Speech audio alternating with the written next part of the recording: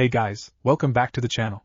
This is a story about what if Naruto finds his twin brother in waves. Before I start, please support for more amazing content, and do consider subscribing to my channel and share this video with your friends. This is written by SavageThor and link in description and support writer.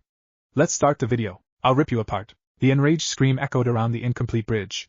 Accompanying the voice, a surge of chakra could be felt by all along with so much killing intent that the weaker individuals had fallen to their knees shaking and quivering in fear. Zabuza and Kakashi both froze in their battle upon sensing the massive amount of chakra, only the latter of the two having a clue as to its source. On another part of the bridge, Zabuza's apprentice, Haku, watched the figure who was putting out the power in a mixture of shock, awe, and more than a little fear. His opponent, who was putting out the massive power surge, was crouched over the body of his fallen teammate. The figure was in fact a boy with spiky blonde hair that was clad in a bright orange tracksuit with a standard issue Konoha Hidite resting proudly on his forehead. This boy was Konoha's most legendary prankster, #1 surprising ninja, and Jinchuriki of the legendary Kyuubi no Kitsune, Uzumaki Naruto. Haku watched as steam seemed to pour out and encircle both the blonde and his teammate. Following this, chakra as red as blood and hot as flames burst out from the boy, blowing the steam away and taking its place surrounding the two before shooting into the air, forming a spiral.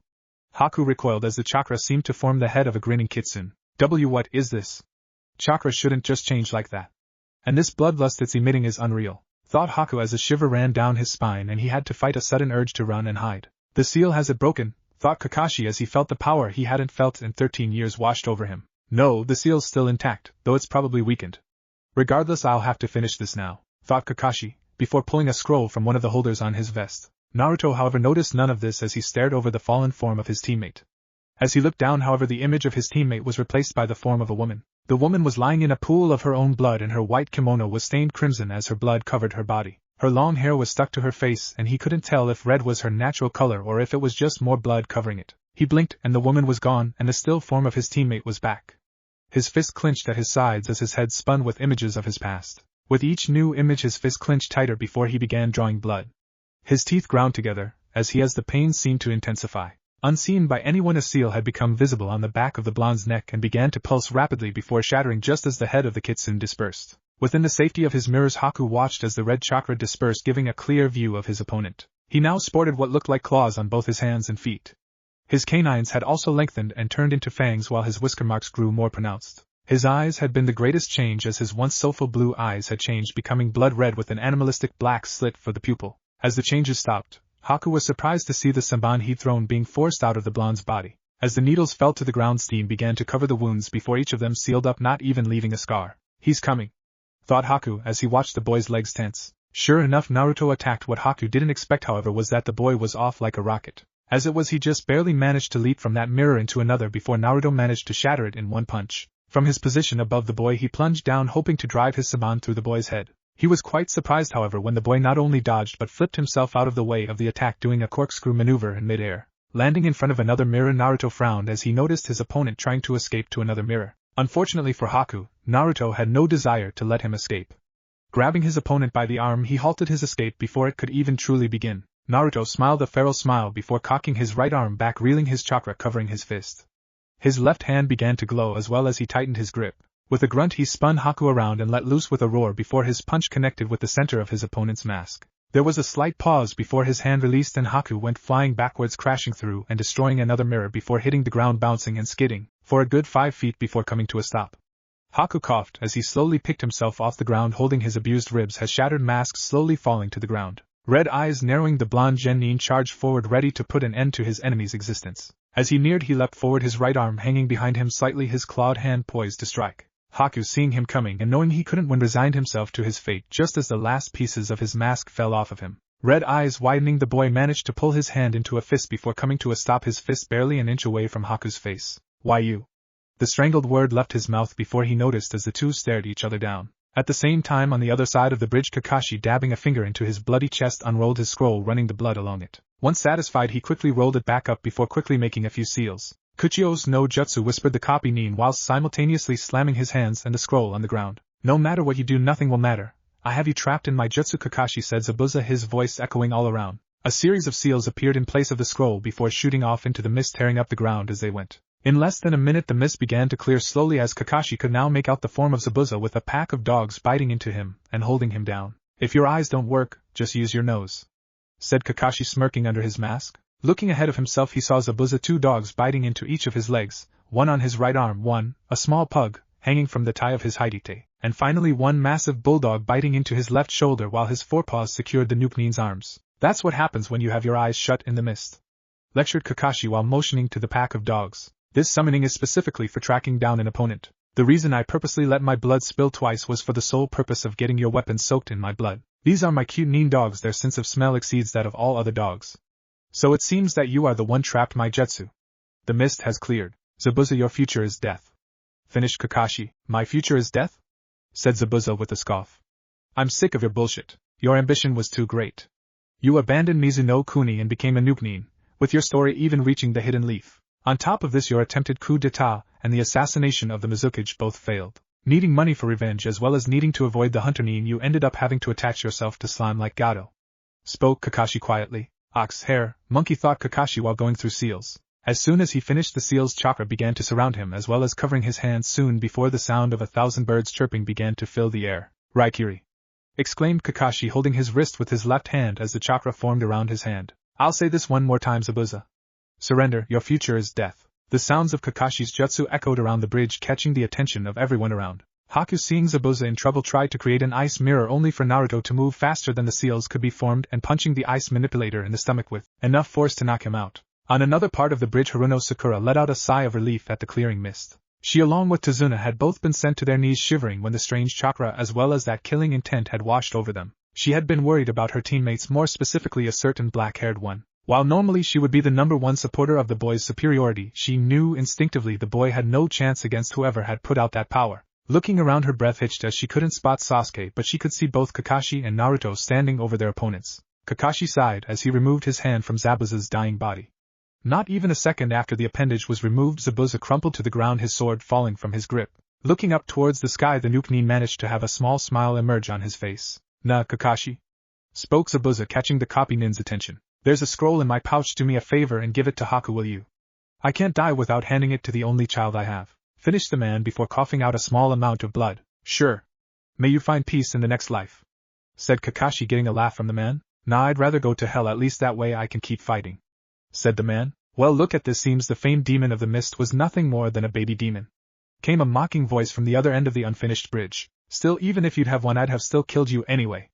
Shinobi are too expensive for my taste. Hell, for what I was paying you I could get all these guys and still have some left over. Don't worry though, your little partner will be joining you shortly. After all, I still have to pay the son of a bitch back for breaking my wrist. And while we're at it, we may as well kill the Konoha ninja too.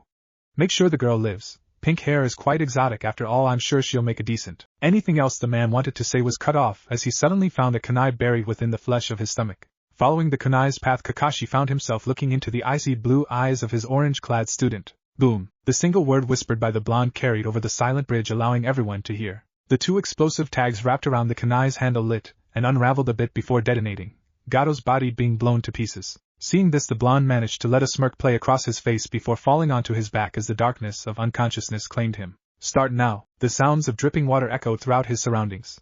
Groaning, he sat up, though the ringing in his ears and the pounding in his head kept him from opening his eyes. After a few minutes, the ringing quieted and the pounding reduced to a dull ache. Standing slowly and unsteadily, he moved himself to where he could use the walls to steady himself. While trying to steady himself, he took the time to check his surroundings.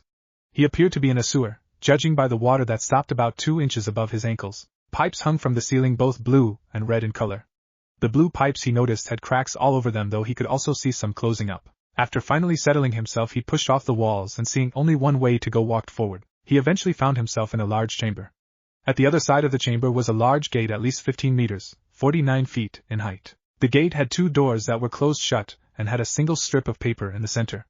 Both the gate and bars of said gate were golden in color. Though he was forced to squint, he could make out the red pipes connected to the very top of the gate. "So my jailer finally comes to visit me after all these years," came the voice from behind the gate as a pair of red eyes snapped open before the head became visible. "QB," the boy acknowledged, though he was wondering why he wasn't trembling like he thought he would have. "I must admit you put on quite the performance earlier, though you could have made the fat little man suffer more before killing him. Still, that's not why I brought you here." "Okay, then why am I here?" "Wherever the hell here is," asked the boy before leaning back against the wall behind him. That boy is a question with multiple answers. "Firstly, this place is your mindscape, a representation of your subconscious." "My subconscious is a sewer." "Well, I didn't see that coming," said the boy with a shake of his head. "I said it is a representation of your subconscious." And the only reason it's a sewer is because your pathetic excuse for a brain is mostly empty. Of course this isn't really your fault, more of a mistake made by that old monkey of a Hokage caused this," explained the fox. Seeing the boy's questioning look, he sighed before explaining. "Since you obviously don't remember yet, let's just say you became a bit power-hungry and your Hokage was forced to seal off your memories. Unfortunately, doing so forced everything else from your brain since it was all tied together. I won't go into further details because you'll remember soon enough," said the fox, getting a nod from the boy. "Now as for why you're here, in this empty shell more commonly known as your head. When you drew on my power on that bridge, you did more than just wake me up. First you shattered the seal that was used to suppress your memories, intelligence, and everything else that was locked away. Unfortunately, I wasn't awake in time to control the amount of power you got, hence our situation," explained the fox. "Now, unfortunately for you, your human body wasn't able to handle the level of power you were using. Normally this would have forced your body to dematerialize in slow and very painful way. Oddly enough, however, a few of your cells managed to somehow adapt to the power and began to multiply in order to save your ass," finished the kitsune, getting a shocked look from the boy. "Unfortunately for me, these cells, with aid from your bloodline, have been continuously drawing on more and more of my power in order to allow you to survive. As you can imagine, this process is quite painful, which is why you are here, as this way you don't have to suffer through the entire process, though I'm guessing you still feel at least a small amount of pain. As it stands, the changes to your physical body are just about finished, which is why I've called you here. You see, you and I have come across quite the interesting situation. As it turns out, the repair job for your body took a shitload of chakra, 5 taels worth to be exact." The fox stopped here, seeing the shocked look on the boy's face. "Of course, normally your chakra takes care of all of your healing, since I wouldn't normally bother with such a thing. But since you were suffering from chakra exhaustion at the time, it was my chakra being used. Still, that's beside the point. As it stands, I'm on the verge of chakra exhaustion myself. Now this is why I called you. As it is, I have enough chakra left to leave the seal. Unfortunately, my body was destroyed when I was sealed in here, so I'd have to wait at least another century to get a new one. Let's not even mention I'd have to gain another 5 taels, which would take far too long. Hell, I'd probably be killed long before that could happen. So here's the deal. I'm leaving this seal regardless of what happens. However, if I were to just leave, you would die, since our souls have been together for your entire life. Luckily for you, kid, I happen to see a lot of promise in you, and I believe should I stick with you, things would definitely get interesting soon. So I'll give you the choice. On one hand, I become a devil arm, which is basically a demonic weapon you can use to fight with. My soul will still remain linked with yours and you'd get to live. On the other hand, you decline and I leave anyway. You die and I go back to Makai and see what happens from there. Your choice," finished QB. "Tell me something, fox. Why give me the choice? It certainly doesn't add up with the hate all humans reputation you have," finished the boy with a raised eyebrow. "Let's just say you and I have a bit more in common than you think.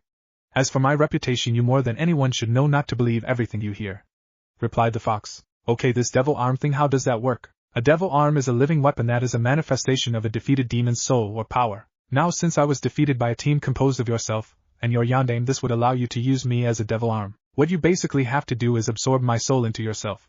It really isn't hard, since all you have to touch it," explained QB, getting a nod from the boy. "Right before we go on to the whole absorbing souls thing, would you mind explaining something for me? Like why the hell you attacked in the first place? That was actually a complete misunderstanding. Let's just say I ran into someone who could use some very high-level genjutsu. Yeah, I'm gonna need to hear the full story sometime soon though. Anyway, let's do this," said Naruto with a shake of the head. Standing up off the wall, the boy walked closer to the gate before stopping about 3 feet away. A bright white light lit up behind the gates before a small white orb floated over to him. Looking over the orb for a second, the boy sighed before reaching out and touching the orb just before brightness engulfed his vision. Real world. He awoke with a gasp, shooting straight up into a sitting position on his futon. Panting, he held a hand up to his head as he waited for the world to come into focus. "Those enhanced senses of yours are a bitch, huh?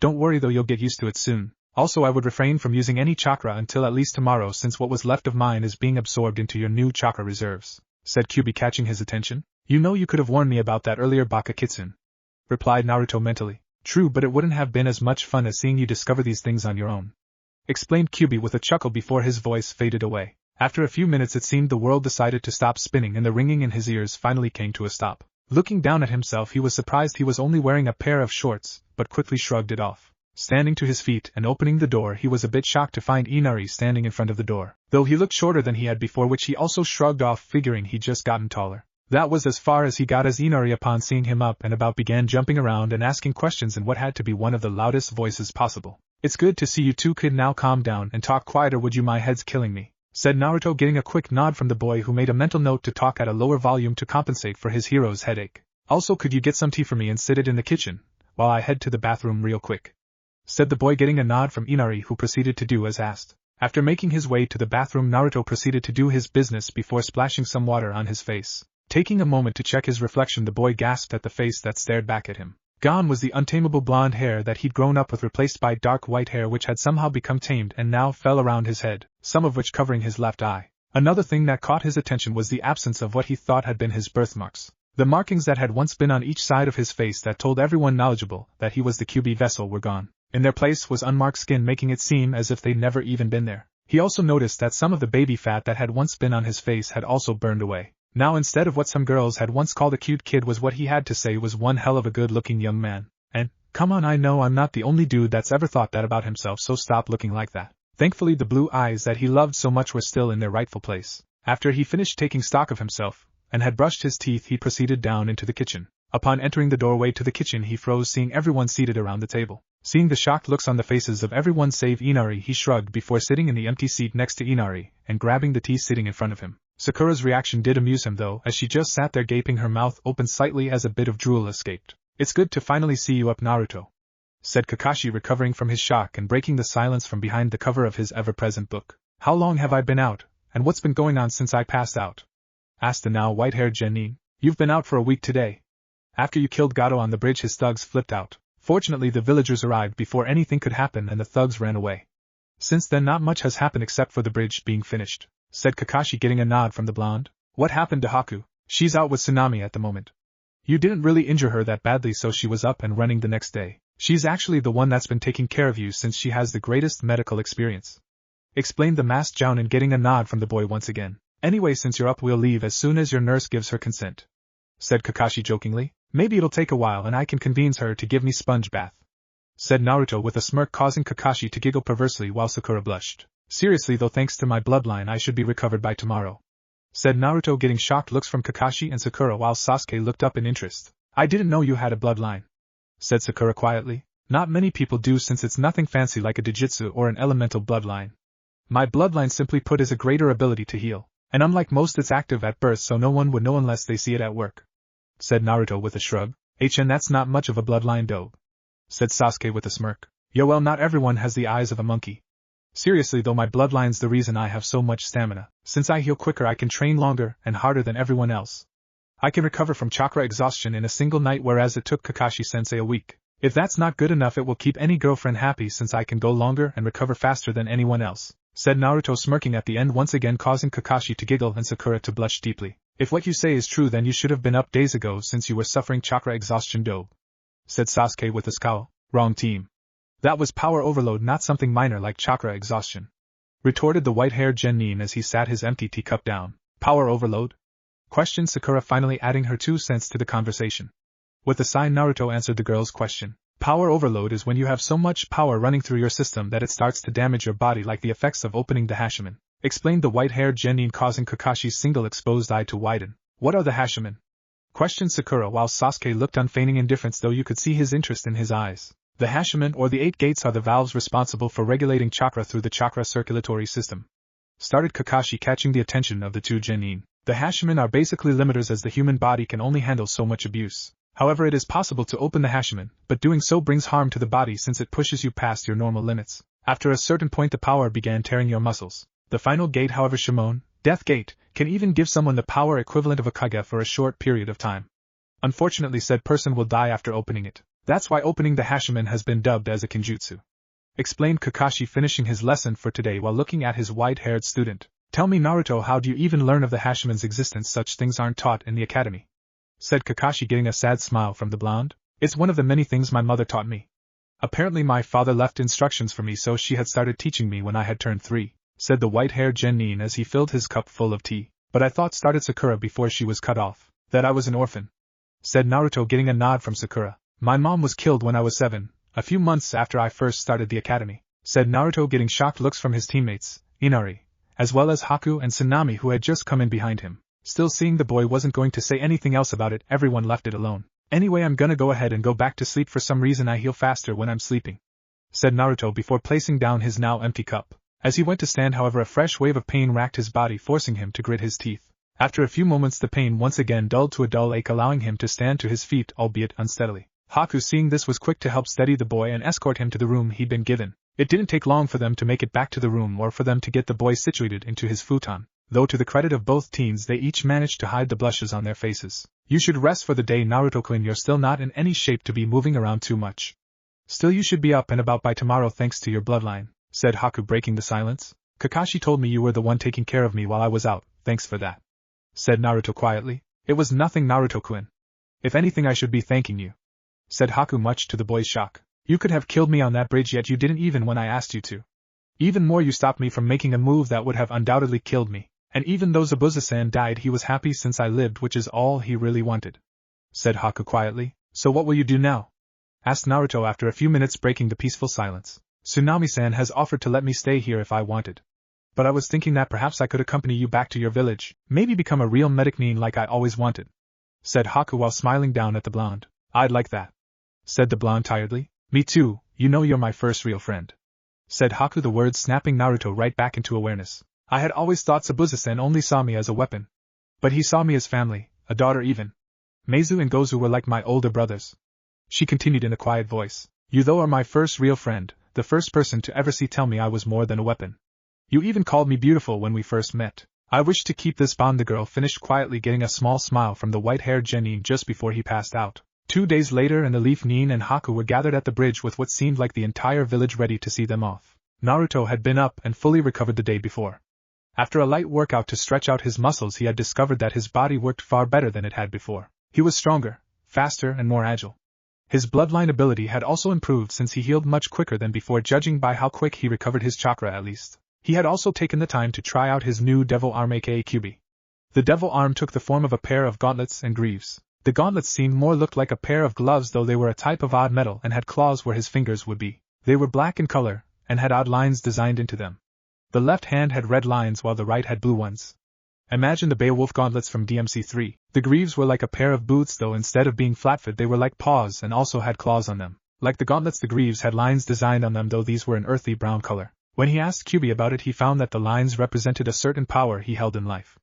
On top of this, he found that the weapon also increased his strength and speed. Aside from that, he had somehow managed to convince Kakashi to allow Haku to accompany him back home. Normally Kakashi wouldn't have allowed it, but seeing as how Haku technically wasn't a missing nin and had a valuable bloodline, Kakashi was all for it. He had frowned inwardly at that, and also warned Haku about how the Konoha Council praised bloodlines. He'd also informed her of how they'd likely try turn her into breeding fodder, most likely putting her with the Uchiha. Haku hadn't been pleased to hear that, but had thanked him for the information and guaranteed him that she wouldn't touch the team, much to his satisfaction. Now, as they stood on the bridge preparing to head out, Naruto found himself smiling as he looked over the people of the village. He was a bit flushed at all the attention he was getting from the village girls and found himself cursing the fact he didn't have any proper clothing. Upon dressing this morning, he found his jumpsuit no longer fit him, something he'd not thought of since he'd spent the last few days in just a pair of shirts and a tank top at most. Apparently he'd been right guessing that he grew taller, since he now stood at the same height as Sasuke, if not an inch taller. He had burned the jumpsuit after finding he could no longer fit it, though he made sure to check them for anything before he did.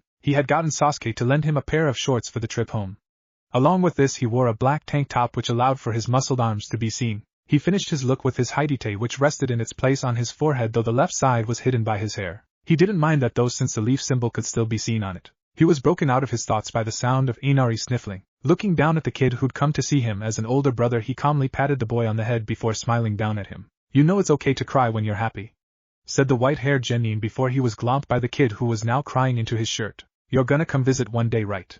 Asked Inari before he backed up, wiping away the tears that stained his face. Sure, kid. But when I come back I want to see how strong you've gotten, okay? Said the blonde, getting a smile and a nod from the boy. Remember, kid, if you protect the people important to you, then you'll become truly strong. Finished the white-haired genin, getting a nod from the boy and a smile from Haku, though he couldn't see it. Well, I'd love to stick around, but it's time we got back home. See ya around, kid, said the blonde before turning and walking towards the other side of the bridge in Konoha. Haku, seeing this, smiled towards Tazuna and his family once more before joining up with her first friend, and was quickly followed by the rest of Team 7. As he watched them leave, Tazuna couldn't keep the smile from his face as he looked at the boy that had become such a positive role model for his grandson. That kid, said the bridge builder, catching the attention of everyone around him. That kid truly did save us. Not only did he free us from Gato, but he changed Inari's heart.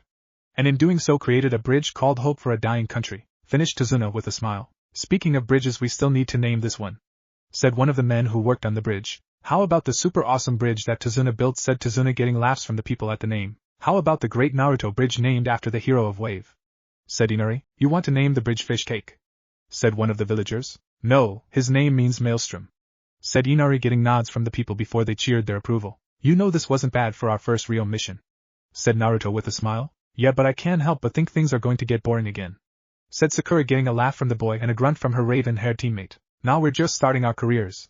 Besides, unless I miss my guess, this party's just getting started, finished Naruto with a smirk. Start now. The journey back to the hidden leaf had been a quiet one, Kakashi reflected as he sat on his perch in the branches of a tree. Since they no longer had to travel with civilians, Kakashi had opted to go back at ninja speed.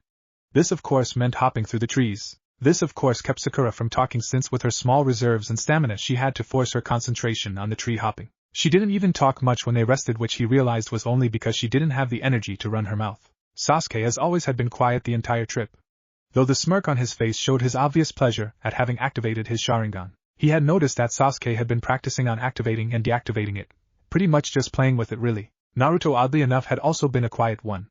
In fact, the only time he really heard him speak was when they first launched up into the tress and Naruto had thanked his foresight for doing the tree climbing exercise the previous day when he had almost overshot the first time. Other than that, since he was leading the group, he only really spoke to Haku, and they spoke in quiet tones. When they rested, however, he noticed the blonde sat still, seemingly staring at nothing, an obvious sign that he was lost in thought. He had even ignored Sakura when the girl had been obviously staring at him, though he supposed with Haku around, Sakura might as well have been invisible. Hopping down from his perch to the ground, the copy Nin approached his normally hyperactive Genin, who was still next to Haku. How are you holding up, Naruto? Questioned Kakashi as he leaned against the tree trunk the boy was sitting against. I'm good, if not a little sore, but it's better than being dead, so that's cool with me, replied the blonde as he looked up at his teacher. You know, I never got your account on what happened on the bridge. I'll need to know so I can make my report, said Kakashi quietly. Right. Well, when I got to the bridge it was covered in mist, but I could still see since it wasn't that thick at the time. Instead of just rushing out like I was chasing that stupid cat, I took the time to check my surroundings from the trees. Anyway, I saw the team and Haku going at it while you and Zabuza watched from a few feet away. Sakura was trying to guard Tazuna, but she was paying too much attention to Sasuke team to do much. I didn't act until I saw Haku picking apart Sasuke team from inside those mirrors. Once I saw enough, I created a 5 Kage Bunchins, 4 to watch over Tazuna and Sakura and 1 for a distraction. While everyone was distracted by the clone stunt, I snuck into the mirrors to pull the team out. Unfortunately for me, the team picked that time to try and talk down on me instead of shutting the fuck up and getting the hell out of the dome. Haku heard him, realized it was a clone outside and destroyed before sending a barrage of Saban at us. He paused here to shake his head at his teammates' idiocy while Haku nodded, telling Kakashi it was the truth. Anyway, we spent a while dodging Saban. It was during this time the team came up with what he called a plan, and I ended up wasting a shitload of chakra spamming clones just to watch them get destroyed. I only really went along with it because I wanted out of the mirrors. Unfortunately, the team wanted to be cocky and beat Haku inside her own mirrors and grabbed my jacket while I was trying to make my escape after I made the first batch. After a few minutes though, I was down since creating so many clones drained my chakra significantly, which lowered my speed. When I looked up next, the team was covered in Saban.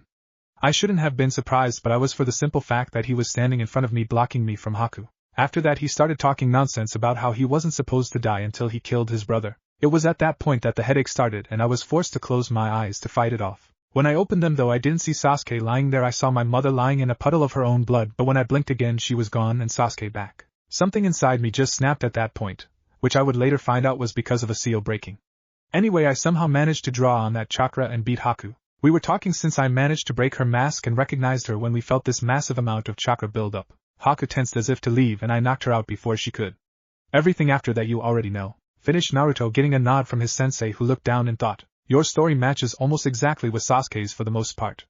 And I'm glad that was just a distraction. You even got me with that one, so good job. Get what rest you can. This will be our last break for the day. If we push it we can make it back to the village before they close the gates, said Kakashi. Naruto nodded, hearing that before focusing a bit of chakra to his legs. He sighed as he felt the soreness fade away completely before he leaned back against the tree. Walking back towards his perch, Kakashi was not surprised to find Sasuke still brooding. The surprise was seeing Sakura looking back and forth between Sasuke and Naruto. 10 minutes later and the group was back up and hopping through the trees towards the village. True to Kakashi's word, they had no more breaks and managed to make it to the village gates just as they were getting ready to close them for the night, meaning it was nearing 5 o'clock. Sakura, Sasuke, you two are dismissed. Also, I'm giving the team the week off.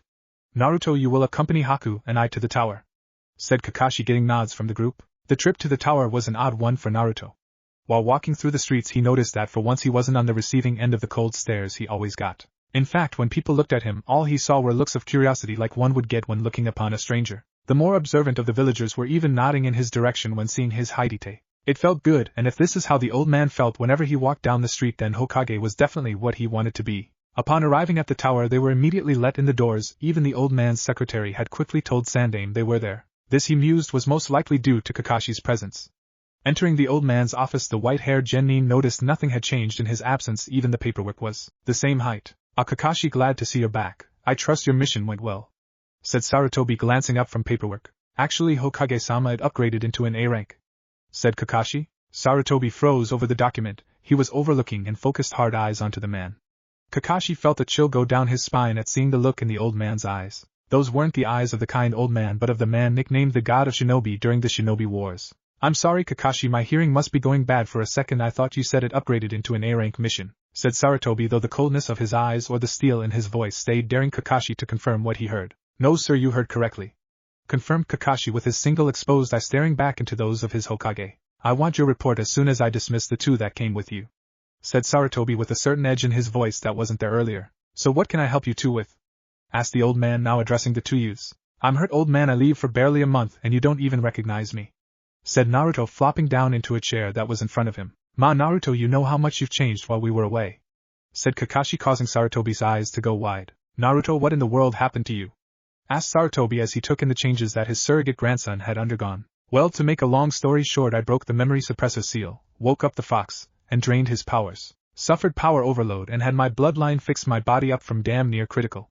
Killed the fox and turned his soul and what was left of his power into a weapon," summarized Naruto, getting wide eyes from both Sarutobi and Kakashi. "You never told me anything about a seal or the fox," said the copy nin, rounding on the white-haired genin. "Firstly, you didn't ask. Secondly, if I recall correctly, my connection to the fox is S-class information," said Naruto, getting an understanding nod from his sensei. Sarutobi, after absorbing what the boy said, called for his secretary before having her call the council to meet in an hour. "And you, young lady?" said Sarutobi, turning his gaze to Haku. "Actually, I just wanted to become a real shinobi, a medic nin if possible. Also, I was to give you the mission payment from Tazuna-san," said Haku before placing a large money pouch on the table. "If it helps, old man, she was Zabuza's apprentice before he died," said Naruto, catching Sarutobi's attention. "Okay, that's it, Kakashi, I need your report now," said Sarutobi with a sigh. With that said, Kakashi proceeded to tell the man in detail what happened while on the mission. This included the attack by the demon brothers, his first battle with Zabuza, the training he put the group through, and the battle on the bridge. When he got to the bridge battle, both Haku and Naruto gave their account of what had happened. Sarutobi sighed after he'd heard the full story. He had found several flaws in Kakashi's reasoning for this mission. Firstly, he continued the mission knowing the risk. Secondly, after encountering the demon brothers, he hadn't even thought to send a message requesting backup. Granted, he was one of, if not the strongest jounin in the village, he still had a group of rookie genin with him. If he'd called for backup when Zabuza had caught him, he'd have had someone there to bail him out, and they most likely would have killed Zabuza then and there. "Alright, Kakashi, while I find your reasoning flawed, what's done is done. I expect a written report by the end of the week," said Sarutobi, getting a nod from Sarutobi. "Also take Haku-san here to the administration department so she can get her paperwork in order. Also inform them that I'll be taking care of the expenses for the first month for her apartment. Haku-san, you should come in the morning to receive your Haidite," finished the old man. "Hi, Hokage-sama," said both Kakashi and Haku before leaving the room. "I suppose you want to know why a seal was placed on you," said Sarutobi, getting a nod from Naruto, who had suddenly become serious judging by his change in demeanor. The old man was quite impressed with the change. The boy's posture had changed, so he was sitting straight up in his seat, and his facial expression had changed as well. His jaw had tightened, the playfulness slipping from his face, and his expression had become cold, while his eyes were now an icy shade of blue. "When your mother passed, you changed. You were training yourself to exhaustion, and doing just about anything you could just so you could gain power. Certain members of the council felt you would become a threat, since they believed Kyuubi could influence you more easily. Others, however, were more worried about your mental health as well as your safety." He paused here, seeing to judge the boy's reaction. Not seeing anything noteworthy, however, he continued. "In the end, the council decided to seal away your memories of the event. However, not many outside the council knew who your parents were. Not even your parents' remaining students know you're their child. Seeing as how you knew this information, however, the council voted to seal that away as well until you were mature enough to their standards, which means either of Chunin rank or age 14. After this was decided, I personally sealed away your memories, and the head of the Yamanaka clan implanted the fake ones with you living in the orphanage until you were 7. Everything after that would be real. What we didn't know, however, was that by sealing away your memories of your mother, we sealed away everything else as well. Many wanted to fix this as you were already genin level at the time. It was later decided to leave it as it was, since we couldn't figure out a way to do it without something slipping that would have broken the seal early," finished Sarutobi with a sigh. "Kyuubi told me I went a little power crazy, but I didn't think it was that bad," said Naruto with a thoughtful look upon his face. "I'm surprised that fox would tell you anything helpful," said Sarutobi while lighting his pipe, having taken it from his drawer. "You shouldn't believe rumors, old man," Come to find out the whole attack was a setup. Kyubi was under some high-level genjutsu, said Naruto, shocking the older man. Did he tell you who it was?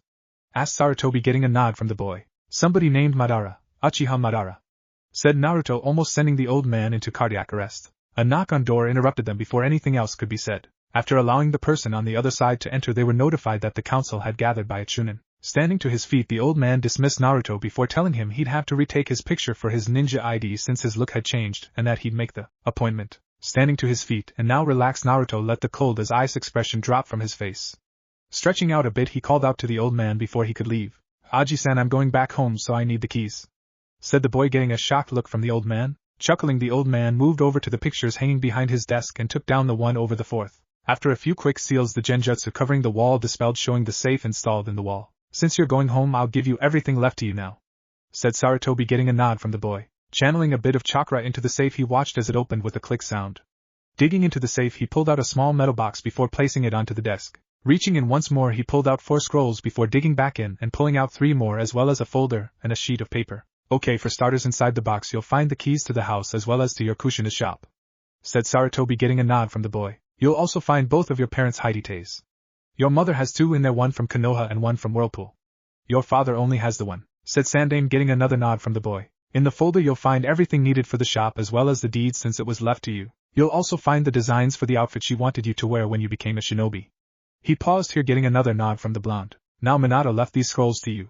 5 of them are sealing scrolls, each containing jutsus separated by element. The other 2 are scrolls on sealing, one for basic sealing, the other advanced. He chuckled here, seeing the expression that came over the boy's face at that moment. Like any shinobi, he was eager for new jutsu held. The boy was almost drooling. On that paper you'll find the account numbers for both your family accounts and your mother's shop. The third number you see is the account I created where all the interest that you've earned over the years is placed, said Sarutobi, getting an understanding nod from the boy. I have 2 more scrolls that belong to you as well, said Sarutobi, catching the boy's attention as he'd started packing everything into his bag. The first is this one here that I had been holding for you since the night your father died, said Sarutobi, handing the boy a scroll from a seal within the sleeve of his robe. Taking the scroll with, Naruto quickly opened it, though if he was nervous the old man couldn't tell. Naruto, if you're reading this, then I have already fallen in the battle against the Kyubi. By this time you should already be a genin, as I left specific instructions that you shouldn't receive this until then. Firstly, as you should know, I have regrettably been forced to seal Kyubi inside of you. I want you to know that this was the last thing I wanted to do, but you were the only and best choice. Many might tell you that it's because I was too noble to use anyone but my own child.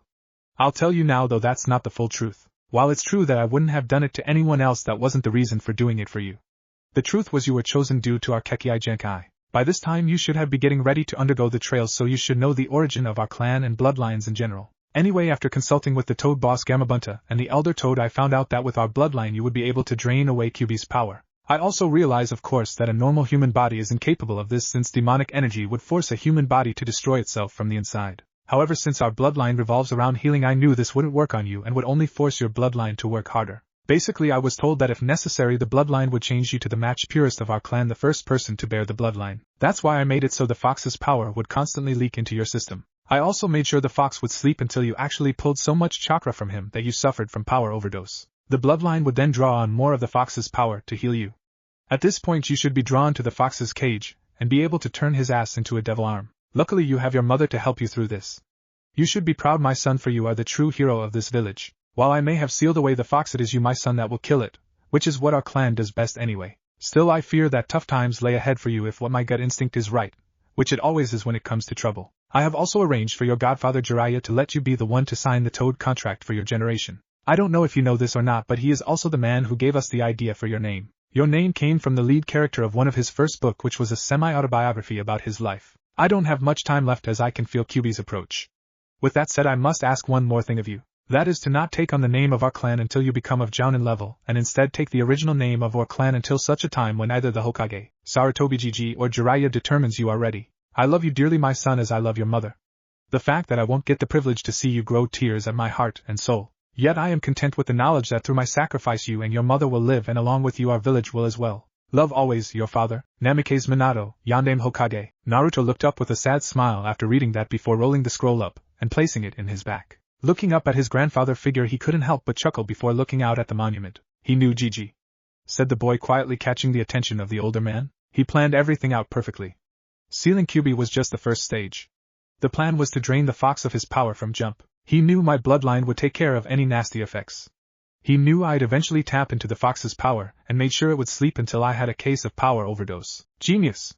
Said the boy, handing the scroll to Sandaime, who quickly read over it, and began to laugh. Minato, you crafty devil! Muttered Sarutobi after reading through it before handing the scroll back to Naruto, who proceeded to pack it away. Before I forget, Naruto-kun, the scroll of seals is also yours as it was written by your father, said Sarutobi, making the boy's eyes go wide. However, until you take your place as the Namikaze clan head, the scroll will stay under the protection of the Hokage. Finished Sarutobi, making the boy pout for a second before he nodded. Naruto-kun, as you should know, due to his position and actions during the Third Great Shinobi War, your father had plenty of enemies. So I hope you understand why you need to keep your heritage a secret for now. Especially since aside from myself, Jiraiya, Tsunade, and certain members of the council, no one knows you're Minato's son. Hell, the only reason no one will question you living in his compound is because Minato left it to Kushina in his will, said Sarutobi, getting an understanding nod from the team. Anyway, I suppose I've left the council waiting long enough, so I must be going. I'll see you soon, Naruto-kun, said Sarutobi as proceeded to leave the office, followed by his surrogate grandson. Now I just have to grab my things from the apartment before finally being able to go back home, thought the former blonde with a smirk. While Naruto was wandering the streets, Sarutobi had appeared in the council chambers in a puff of smoke. After the smoke cleared and seeing everyone present and seated, he proceeded to take his seat.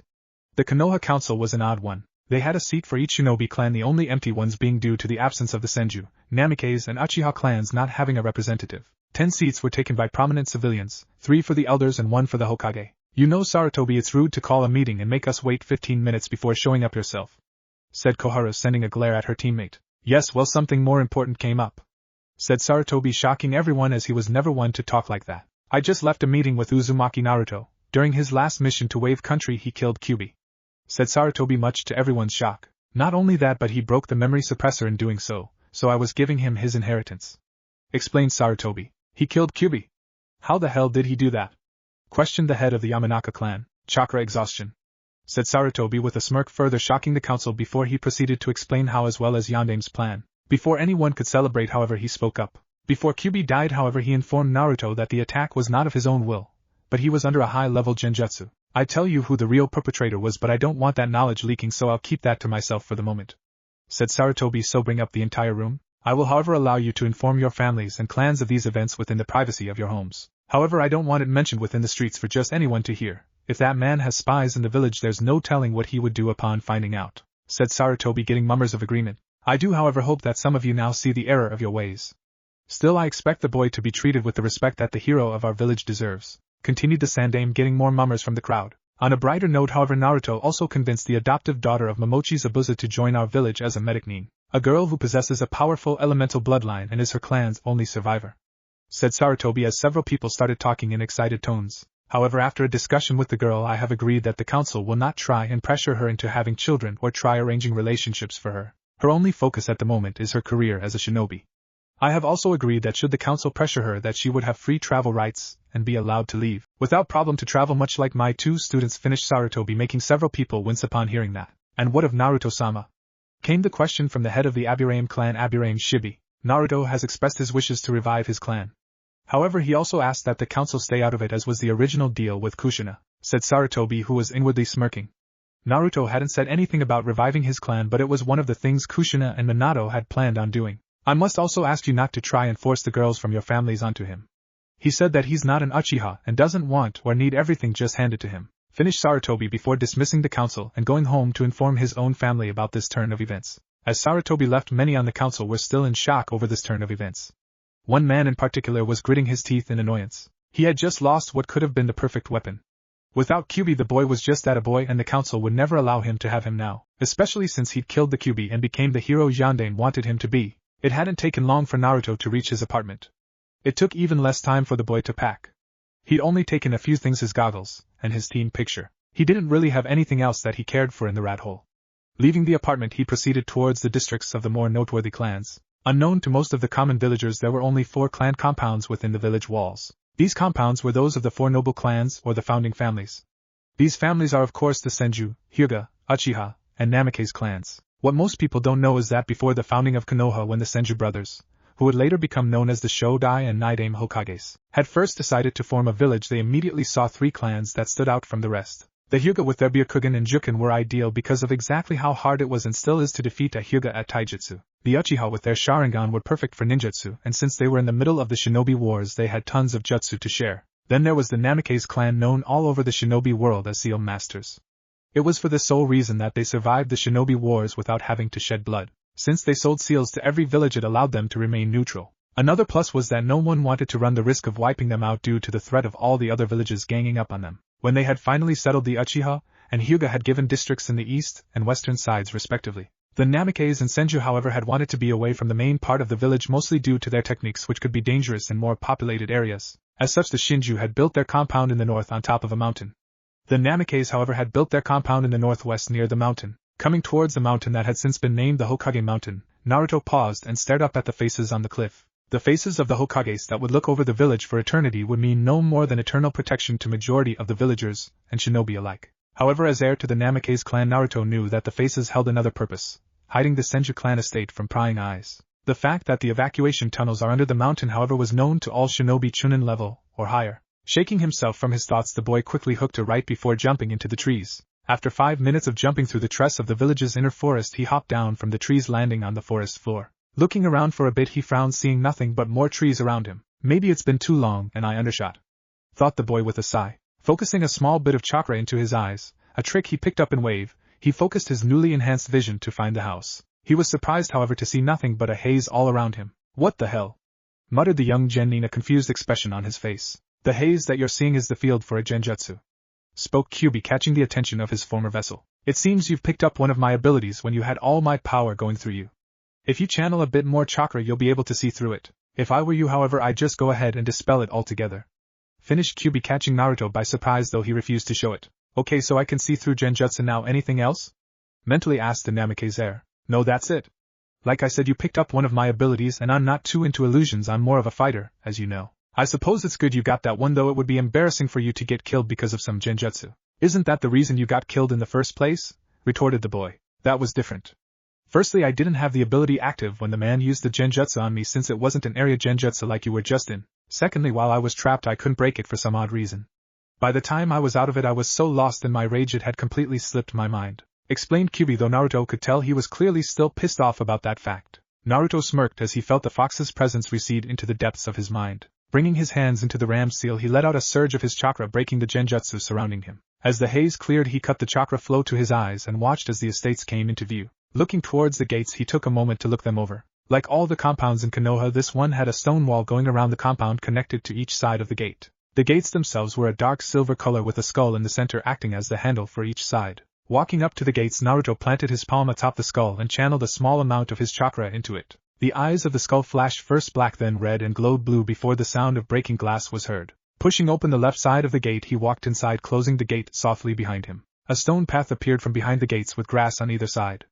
The boy frowned as he saw how high the grass had gotten and made a mental note to cut it in the morning. Ahead of him he could see the main house of the Namikaze estate, a mansion that his father had built while he was a jounin, a wedding present for his mother actually. As he neared the end of the stone walkway, he took note that the bushes that lined the corners of the grass needed to be trimmed as well. Stopping and looking upon one house in particular, a small smile made its way across his face. While it had gotten dark, he knew from memory exactly what the house was supposed to look like. The house was made completely of smooth stone with trees hiding the house from the sides. Double elliptical stone stairways ascend up to the main entrance door under a Baroque-covered porch. At the end of the stairway on each side were 2 cream-colored natural stone columns, making a total of 4. Each of the windows and the door itself were surrounded by stone. On each side of the porch was a pair of small balconies, each with an arch over it held up by 2 more columns. A small black fence kept people from falling over into the bushes below. Shaking himself from his thoughts, he quickly grabbed his keys, unlocking the door and letting himself in. Taking his shoes off after entering the door, he stepped onto the cool marble floor. Like outside, he found himself looking upon a double elliptical stairway leading to the second floor. Straight ahead was a hallway which he knew led straight out into another yard. Stretching, he let out a yawn before placing his bag down on the floor. Ascending the stairs, he headed straight towards where his old room was. While he knew the house needed to be cleaned, it would have to wait until tomorrow. For now, all that was on his mind was getting some sleep. Arriving into his old room, he idly shed the cloths he was wearing, leaving them wherever they fell. Finally, he reached the bed and fell upon it with a sigh, with only one thought going through his mind before sleep claimed him. I'm finally home. Start now. Morning in the Hidden Leaf was bright affair, with the sun shining high in the sky. This was true majority of the year. In fact, the only exception to this rule was the winter season, when the clouds almost always blocked the sky. This morning just so happened to be one of the many bright ones. This morning, however, found Naruto already up about, which would shock any who know him. While waking up early on his day off was something he loathed to do, With as much that needed to be done today, he did so. He had originally planned to spend the day fixing up the house. Unfortunately, upon finding the tools needed for the cleanup, he discovered much to his dismay that everything was too old and useless. This discovery had forced him to head into town to gather the needed supplies. After leaving the house, he first decided to head back to the apartment for a shower and a light breakfast consisting of several packets of ramen. Following this, he thought to make his way to the administrative department within the Hokage Tower. Thankfully, the staff of the tower had always been rather kind to the boy even after his memories had been sealed away. Unfortunately, he couldn't do what he needed there without stopping by the bank first. This, of course, would also allow him to get the money needed for new supplies as well as getting his outfit made. With that in mind, he made his way to the bank. Upon stepping inside, he silently thanked his luck that the place was still virtually empty. Walking up to the front desk, he was surprised to see the worker's eyes light up and a smile come across her face. Still putting it off as her not recognizing him due to his new looks, he shrugged it off as good customer service. "Excuse me, miss, I would like to know how to check the balance of my account," said the white-haired boy politely. "Of course, Uzumaki-sama. If you would please follow me, we can get that done with quickly," said the woman, surprising the genin though it was well hidden. Giving a nod to the woman, he followed her over to one of the computers in the back of the bank. "Okay, just enter the account number and the computer will show you your balance. It will also show how much interest you've earned during the account's life and how much you earn per month," said the woman, getting a nod from the boy. "As per Sandame-sama's request, we have separated the interest you've earned into a separate account. Also, if you fill out this form, we can have your debit card made and sent to your home. This is just so you don't have to come to the bank every time you need money, as the card will be keyed into your accounts," finished the woman, getting a nod from the boy. "Just a question before you leave. Why did you add the Sama to my name? How'd you even know who I was in the first place?" asked the blonde, getting a smile from the woman. "Well, the suffix is to show my respect for the village hero. As for how I knew who you were despite the change in appearance, my father is on the council and informed me of your change in appearance, as well as the service you've recently done for the village," explained the woman, getting wide eyes from the boy. "Anyway, I'll be back in a few minutes to collect your form," stated the woman as she raised herself and headed to help another customer. "That was unexpected," thought the boy, his surprise fading. "It was unnecessary and disgusting. She acts as if you fought me before killing me," returned Kyubi, and Naruto could almost feel the fox's frown. "Hey, if I remember correctly, I did almost die to do that, though it wasn't on purpose. Still, why couldn't I be treated like that as a container?" thought the boy with a mental frown, though he received no answer. Picking up the form the woman had left with him, he quickly went about filling it out. In less than 2 minutes, he'd filled out almost the entire form. In fact, all that was left was to put a name down. He couldn't use his father's clan name yet, and he'd been in Uzumaki for so long he couldn't part with the name. Thinking about his father's request for him made him go over his clan history briefly for the clan's original name. Finally finding it, he quickly scribbled down the name before turning towards the computer. The young genin dug 3 small pieces of paper from his pocket. Looking over each one, he found the one he was looking for and entered the number into the computer. As the machine finished processing the information, the boy's jaw dropped wide open upon seeing the balance he held. "Cammy, all that is just interest. There's so many zeros," thought the boy, nearly drooling at the amount. "Man, if I didn't like being a shinobi so much, I'd retire right now. Then I'd spend the rest of my days having girls in bikinis feeding me grapes and stuff," thought the boy with a sigh as Kyubi's laughs echoed in the background of his mind. Shaking himself from his awe at the amount of money he had, he moved on to the business account. As he looked over the figures of this account, he had to keep a giddy grin from his face. Unlike with his family account, all the interest for the business stays there. Still, there were twice as many zeros on this account. Calming himself, he moved on to the final account, his clan's account. As the numbers came up, the boy nearly fell out of his chair. Double-checking and charging a bit of chakra to his eyes, the boy let out a satisfied sigh when he saw there was no genjutsu. There were so many zeros on this account he damn near had an orgasm. "Cammy, I didn't even know such a number existed. That settles it, I've died and gone to heaven," thought the boy before exiting from his account's menu. This was just in time, as the woman was just coming back towards him. Looking around, he found that the forms he'd filled out were gone, meaning she had came while he was distracted with his new fortune. Once she arrived, she handed the boy an envelope, which Naruto discovered held 31,180 yen inside, $300, more than enough to get his needed supplies. "Let's see now, all I need to do is get the tools for the yard, head to the tailor, and get some food for the house. Once that's done, I can finally do what I wanted to before I was sealed up," thought the boy, frowning towards the end. "You should go ahead and do that now.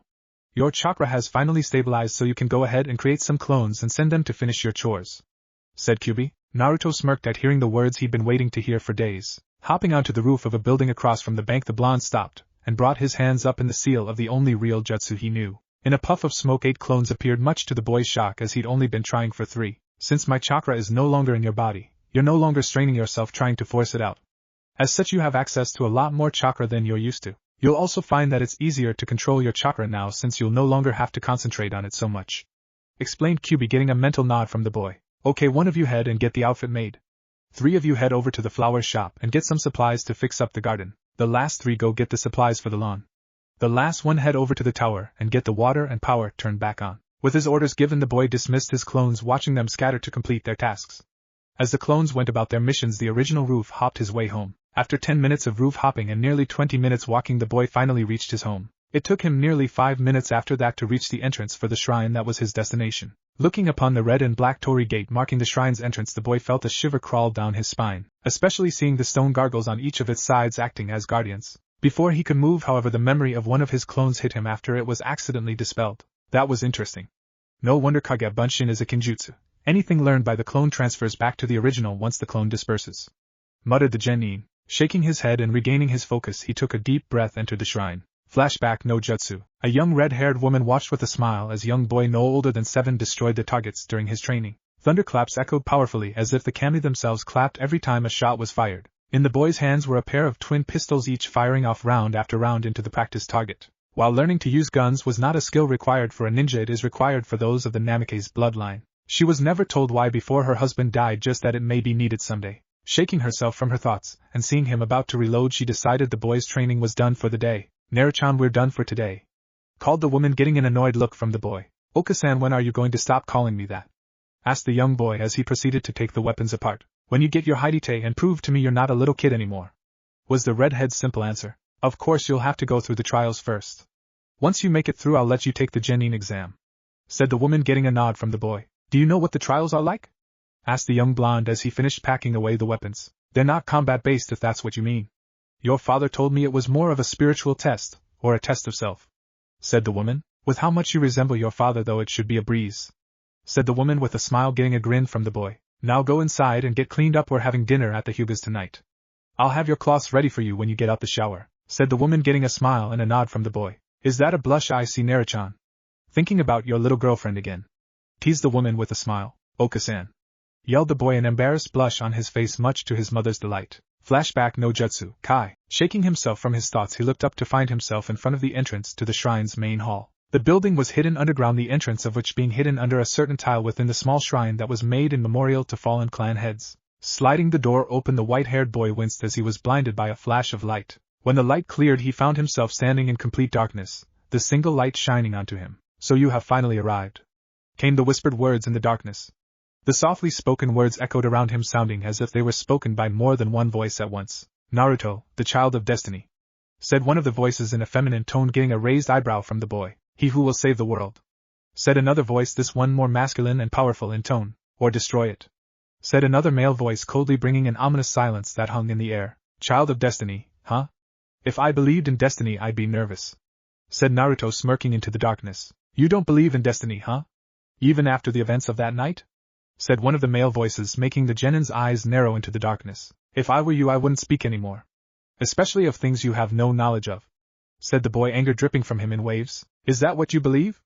Boy, I know more about you and your line than any one of your clan ever has, was the response from the man. As for the events of that night, I believe it went something like this. Enough, was the command from the second voice, stopping the other mid-sentence. We are here for a reason, Tsukuyami, do not forget that, finished the voice. Not that I don't find this entertaining or anything, but I think it would be so much more interesting if I could actually see, said the white-haired boy. Suddenly 3 more spotlights appeared, one in front, and to the left, and right of him respectively. In front of him stood a man about 6 feet in height with blue eyes, long blonde hair that was held in a ponytail, and stopped just past his shoulders. He wore a blue kimono with a white hakuma. Over that he wore a white haori on the back of which had the kanji for storm in black, though Naruto couldn't see this. To his right was another man standing at about the same height as the previous one. This one had black hair that he let fall down to stop just past his shoulders, which matched his black eyes perfectly. He wore a black kimono and hakuma set tied together with a white obi. Finally, he wore a white haori over that. His, however, had the design of a full moon on the back. Finally, to his left was a woman who stood at about 5 feet 8 inches.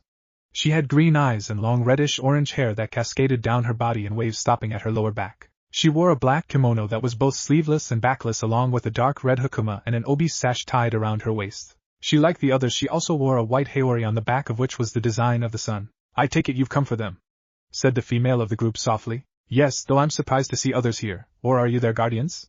Asked the boy, his playful tone disappearing instantly. No. They have no need for guardians, as only those worthy can even touch them. We are merely here to inform you of the less known facts about your family's past. said the blonde male. Suddenly the temperature seemed to change drastically, and for a second the boy thought he felt flames on his back. Glancing over his shoulder, he was surprised to actually see flames dancing behind him. Spinning around, he was just in time to see the shadowed form of something emerging from the flames. Naruto frowned as he found he couldn't really get a good description of it no matter how close it got. Still, he could tell whatever it was, it had the characteristics of a human, for the most part. After it got as close as it was getting, it started swinging around a sword that just from the shape and size reminded the boy of Zabuza's Zanbato. What made him certain it wasn't human, however, was the fact that it had long horns on each side of its head. As it spun around, he was pretty sure it had wings too. For millenniums ago there was a war between the human world and the underworld, or as you would call it, hell or demon world. For some reason, however, someone from the underworld rose up and battled against the legions of the underworld alone. For his deeds he would become known by the humans as the legendary Dark Knight. His name was Sparta, said the black-haired one, Tsukuyomi. For a while after this he quietly reigned over the human world and continued to preserve harmony until one day he just disappeared. He reappeared nearly 2,000 years later only to fall in love with a human woman.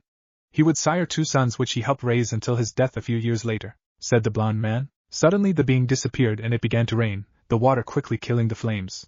2 more people appeared suddenly frozen in the rain. They were complete copies of one another, even down to their clothes, the only difference being the colors they wore. Both of them could be no older 17 each, with white hair falling into their faces as their swords locked against each other, the one in blue holding a katana while the one in red held a broadsword. Suddenly time seemed to start back up and the battle was on, their blades moving so fast the boy could hardly see blurs, only hearing the clashes of the steel. The one in blue is Virgil, the other is Dante.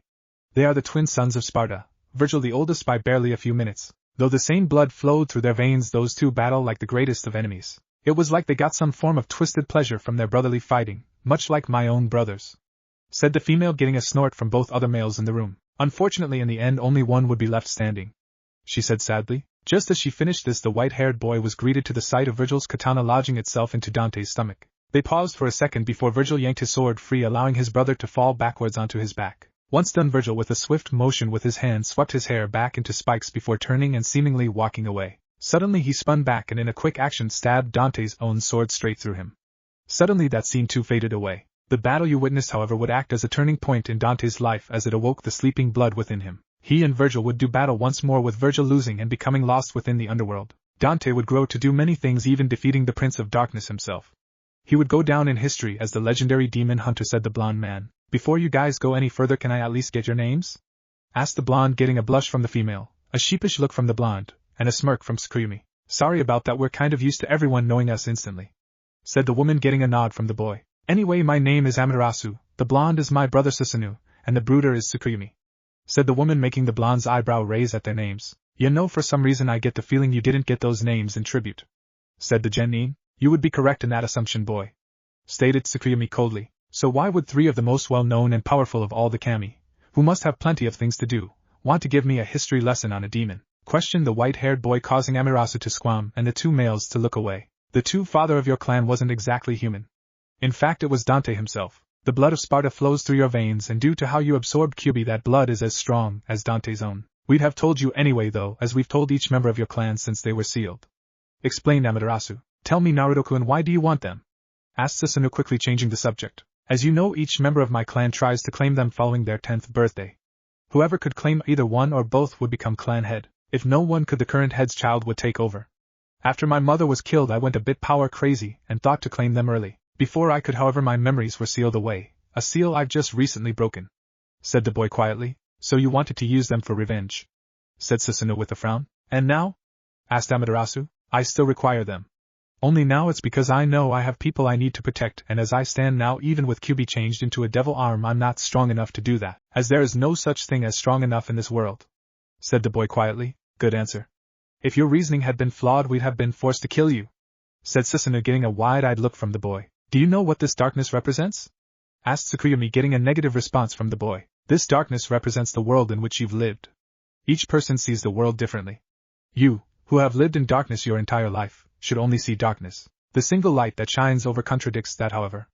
That light means that despite all you've been through, you still have hope, thus you try to walk in the light. In the aftermath of your mother's death, that light began to fade. Should you have stayed that way, you'd have undoubtedly destroyed this world, explained Tsukuyomi. So you would test me to make sure I wasn't a threat, said Naruto quietly. Correct, seeing as we can have those items used to destroy this world, as it goes against the purposes they were made for. And as direct descendant of Sparta, I have no doubt you could use them, For a long time it was unknown why Sparta did what he did. In fact, we didn't discover why he did it until almost 2,000 years ago, and it was quite the surprise. Still, since we found out why, we have watched his line closely and will continue to do so," said Amaterasu. "So why did he do it?" asked the former blonde, his curiosity showing. "You'll find out in due time. Until then, however, train hard, you have quite the journey ahead of you. In the meantime, we'll be watching you and may even decide to check in on you from time to time," said Susanoo. "A word of advice, boy. Destiny, as most perceive it, does not exist. Your destiny has many paths, one for every choice you make. On one you could die young alone on the battlefield, yet on another you could die old, loved and mourned by entire villages. The choices to make those realities are up to you." With those words from Tsukuyomi, the three disappeared in a bright flash of light. Blinking to clear to and regain his vision, and muttering about flashy deities, the boy finally looked up to find himself standing within the shrine's main building, standing in front of two sword racks. "Well, that was interesting," thought the boy. "What the hell are you talking about? You've been standing in the same place for over 20 minutes doing nothing." "Unless you were going over the memories of those clones," said Kyubi, sounding a bit annoyed. Naruto raised an eyebrow at this but said nothing further about it. Walking over towards the swords, he was surprised to see them beginning to pulse, one purple and the other red. Oddly enough, the closer he got to them, the stronger the pulses got, until they were beating in tune with his own heart. The legendary weapons of the Namikaze clan, Yamato and Rebellion, thought the boy in awe. Stopping just in front of the two racks, he slowly reached out to what he realized wasn't merely a katana but an okatana. The weapon was kept in a black metal scabbard with a yellow tie hanging from the bottom of it. The wrapping around the hilt was white, though there was a straight black line going down from the cap to the tsuba, which, like the cap, was a bronze color. Finally his hand grasped the pulsing weapon, and he noticed that instead of the light purple it started, as it was now a dark purple nearing black before the pulsing stopped. He sighed as he picked up the weapon, glad to know it didn't shock him like everyone else who tried. He didn't want his hand numb for the next 15 minutes. Drawing the blade from its sheath, he whistled at the sight of it. Though he was no expert, he could tell this blade was special simply by the fact that it hadn't dulled in the slightest over the years. Another thing he noticed was that the blade was as light as a feather to him. Sheathing the blade, the boy proceeded to tie it around the left side of his waist.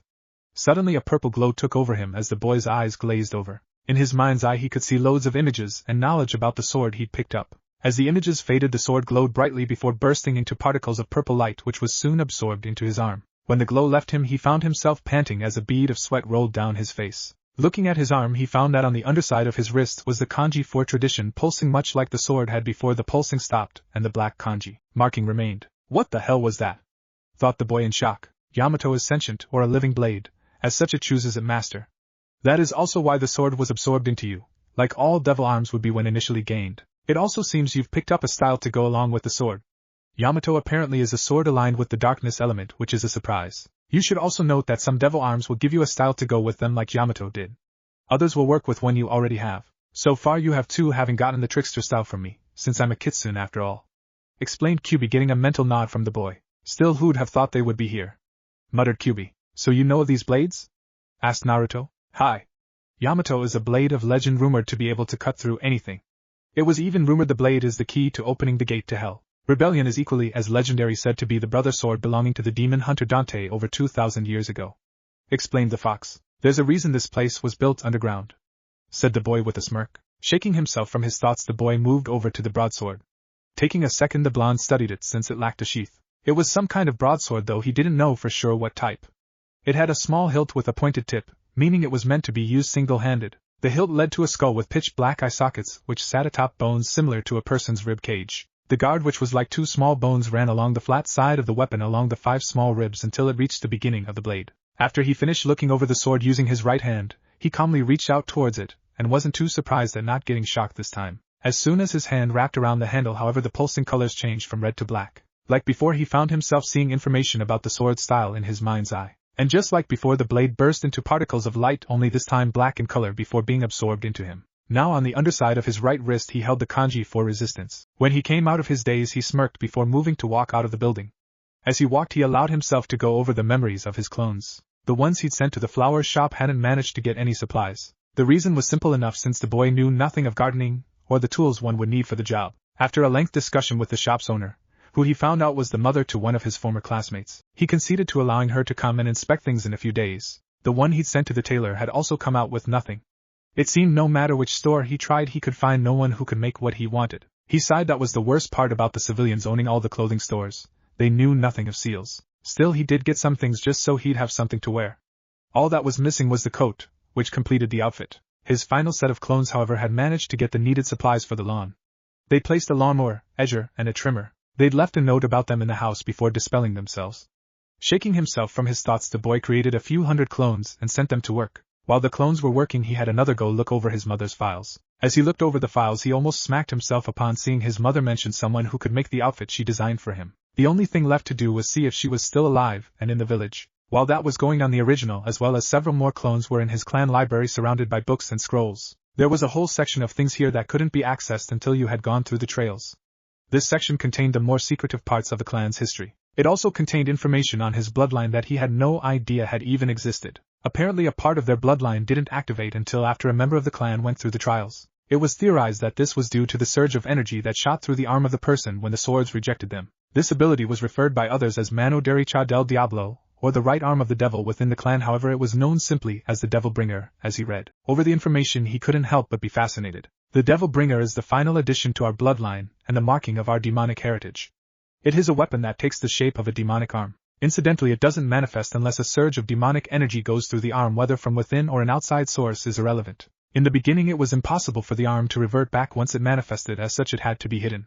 This was usually done by wrapping it up in bandages. It wasn't until the discovery of chakra that we discovered a way to control the change. Of course, due to the small amount of demonic blood flowing through us, only the arm changes. According to Amaterasu Sama Dante, who was half devil and the son of Sparta, could change his entire body.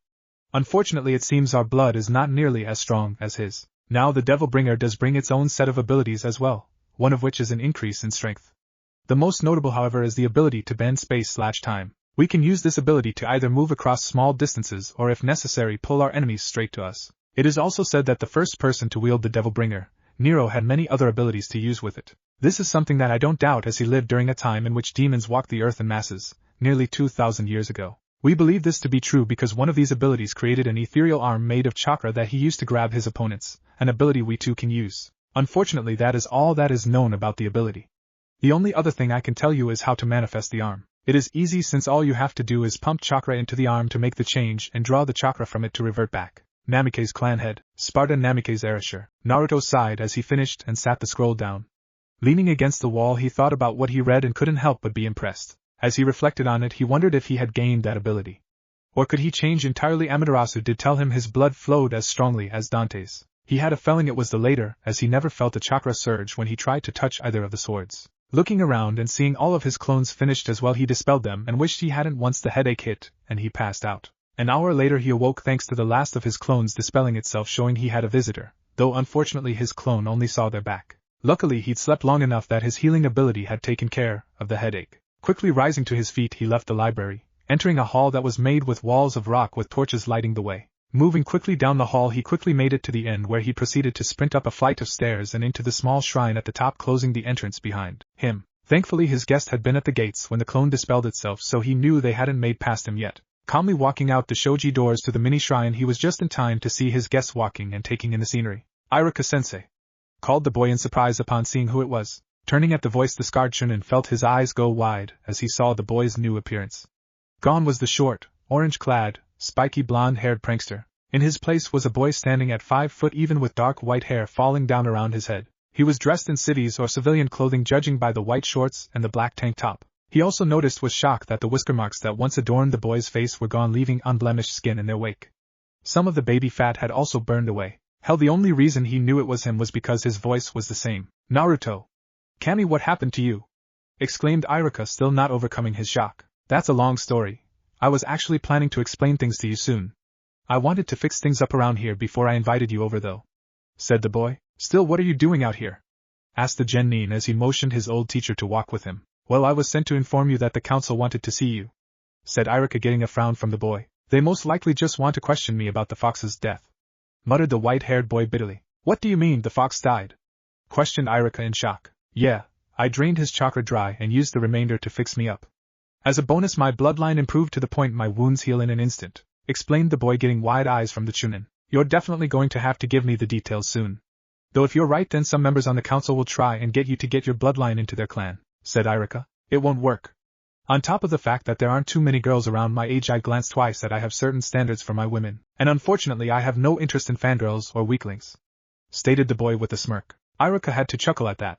The boy had just eliminated 98% of the girls in his age group. In fact, after thinking about it, the scarred Chunin could only think of 2 girls from the academy that fit the bill. After a few more minutes of idle chatting, Irika excused himself, though promising to catch up with his favorite student sometime during the week before disappearing in a puff of smoke. Once Irika left, the boy created about 300 more clones. After giving the clones the order to fix up the house, the boy proceeded to leave the compound towards the tower. Arriving at the tower, the boy focused chakra into the soles of his feet and dashed up and in through the Hokage's window. Sarutobi, who was in the middle of reading a small orange book and giggling like a schoolgirl, quickly dropped it and composed himself upon the boy's entrance. "Ah, Naruto-kun, couldn't you use the door like a normal person?" said Sarutobi as he looked over the boy. "Ah, not normal. Besides, I was summoned by the council and wanted to see you before I had to deal with the vultures," said the genin, getting an understanding nod from the old man. "Also, I was wondering if you could tell me where I could find Haku and Atsuko Ayako," stated the genin. "Haku is currently staying in a hotel for now, until we can find her a place," stated the old man. Writing down the address and name of the hotel, he handed it to the boy, getting an appreciative nod. "Ayako-san, however, lives with her family at the edge of the shinobi housing projects." "I take it you're trying to get something made custom?" finished the old man, taking a hit from his pipe. Naruto said nothing, but the smirk on his face was enough to tell the old man his suspicions were accurate. With a chuckle, the old man wrote down the woman's address before handing that to the boy as well. Once that was done, the two made their way out of the room to the council chamber. Along the way, Naruto was informed that his appointment for his new picture was at noon Friday. Not long after that, they entered the council chamber with Sarutobi leading the boy inside. As the two entered the room, Naruto immediately noticed the muttering but shrugged it off, figuring people were just shocked with his appearance. Naruto took this time to look over the council. It was structured much like the academy classrooms, where though this showed ranking, the top row was composed of 3 seats for the elders. Under the elders were the heads of the shinobi clans, with the Hyuga head sitting in the center. Finally were the more prominent civilians, one of which surprised Naruto as it was none other than Ichiraka Tuchi. The meeting was rather short, all things considered. All he really had to do was confirm Kyubi's death. Following this, they had merely informed him that as the sole remaining member of his clan, it fell on his shoulders to revive it lest his bloodline be lost. They had then informed him that he had until the age of 17 to find the minimum 4 fiancées lest the council chose for him. The alternative for that would be to simply donate his seed to be implanted to anyone willing. Seeing the hungry eyes in one of the elders, who happened to be missing an arm and was wrapped in bandages, had told the boy he simply needed to find the needed fiancées. He sure as hell couldn't allow for his blood to fall into the hands of that bastard or anyone like him. If they even tried, they'd feel the wrath of a true devil. Unknown to him, the elder and elsewhere a pale man with yellow slit eyes both suppressed shivers at that exact moment. After everything was said and done, Naruto was dismissed and left without a backwards glance. The door had barely closed behind him before he was approached by another messenger, this one of the Hyuga clan. Reading the message he was handed, he wasn't even surprised that the Hyuga head was invited to dinner that night. Hyuga compound, that night, Hyuga Hinata sat within her family's dining room lost in thought. Her mind boggled as she went over all that was revealed that day. That afternoon her father had called the entire clan together, something that was rarely done, only to inform them of the Kyubi's death. She of course had wanted to say something about that, but held her tongue for the knowledge that her father never spoke about things he felt were unimportant. This had proved to be a wise decision when it was revealed to those who didn't know that Kyubi was not killed by the Yondaime. Kyubi had actually been sealed by the Yondaime into the body of the newborn Naruto. It was then revealed that due to the actions of the villagers, that Sandaime had been forced to create an S-class law that banned mentioning anything about Naruto's connection to Kyubi under penalty of death. Naruto had then, during the course of his last mission, drained the Kyubi of its chakra, effectively killing it by way of chakra exhaustion. She almost broke down when she was told that such a large amount of chakra coursing through him had nearly killed him and destroyed his body. In fact, it was only due to his bloodline, which ironically enough revolved around healing, that he'd survived. As a result, however, he had changed in appearance to match up with the most pure of his bloodline. Finally, he had stated that Naruto was a hero for his service to the village, and while Sandaime's law was still in effect, he should be treated as such. After that, he had dismissed everyone, with her using that dismissal to go think in her room. The next thing she knew, she was being awakened by several female branch members, who were trying to get her dressed before their guest arrived. Now she was sitting in her family's private dining room to the right side of her father. She had been dressed in one of the more fancy kimonos she owned, which unfortunately hugged her body too closely, showing off parts of her she always hid due to the leering looks she received whenever she wore such clothing. She was dressed in a lavender kimono tied together with a dark blue obi. The bottom portion of the kimono had designs of flowers of multiple colors floating on top of water. The obi was much the same, except there was no water design onto it. Straight across from her, and to her father's left, sat her little sister Hanabi. Hanabi was dressed much the same as she was, except her kimono was white and tied together with a brown obi. She sighed and tried not to shift and show how uncomfortable she was, even though she was obviously being put on display again. And people wondered why she wore that jacket. Honestly, she only wanted one person to see so much of her. Such thoughts were broken as one of the doors to the room was slid open and one of the male branch members walked inside. He walked and quickly whispered something to her father, who nodded and walked back out. 2 minutes later the door was slid open once more. this time fully, and her breath caught in her throat. The figure who walked into the room was a boy no older than she was. He wore a dark blue kimono that looked almost purple, with a white robe underneath. Along with this he wore a pair of grey hakama. His hair was dark white in color, and fell down his head, his bangs successfully hiding one of his blue eyes. "Naruto-kun, just in time," said Hayashi with a nod upon seeing the boy enter. "Good evening to you as well, Hayashi-sama," said the boy in return before sitting at the spot reserved for him at the end of the table. "Good evening to you as well, Hinata-chan, Hanabi-san," said the boy, nodding to each. "So you did regain your memories," said Hayashi, getting a nod from the boy. With the greetings exchanged, they turned their attention to their meals. As he ate, however, he had to fight his body's instinct to just devour everything in sight, one of the many bad habits he'd gained over the years. Still, he did notice both of the girls sneaking glances at him whenever they thought he wasn't looking. After the meals were finished and the dishes cleared, Hayashi cleared his throat, breaking the comfortable silence. "While I wish this was a social dinner like in the past, I'm afraid that it isn't, and I must ask something of you," said Hayashi, getting a nod from the boy, which he took as his cue to continue. "Over the years things have degenerated quite a bit. After your memories were sealed away and Hinata was forced to keep her distance, she became more withdrawn. For a while she pushed herself into her training, becoming better all the time. Soon, however, her improvements slowed until they finally stopped completely. For a while I thought she was simply too weak-willed to be the clan's heiress. It wasn't until recently, however, that I discovered what happened." He paused here, seeing the boy's eyes narrow as well as Hinata's eyes widen. "As you know, you and Hinata were both genin level by the time you were 7. So it is no wonder why the clan looks at her as it does now. About 3 months after your memories were sealed, the elders made a power play. Seeing Hinata's growth and fearing it, they had someone inform her that Hanabi would be branded into the branch house by the time she turned 4. He paused once more, seeing Hinata wince, Hanabi's eyes widen and Naruto's jaw clench. Unfortunately, that wasn't where it ended.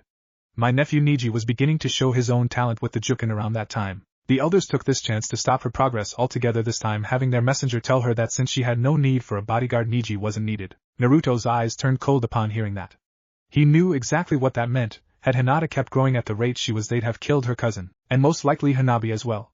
His fist clenched tightly as the kanji marking under his left wrist began to pulse. Needless to say, Hinata's growth stopped there, and she hasn't improved since. Still, the damage was done, and lately the elders have been pushing me to have her moved into the branch house. Thankfully, one of the ladies who grew up with Haitome overheard a conversation being held between them, and informed me of their plans. If I move Hinata into the branch house, Hanabi would become the clan's heir.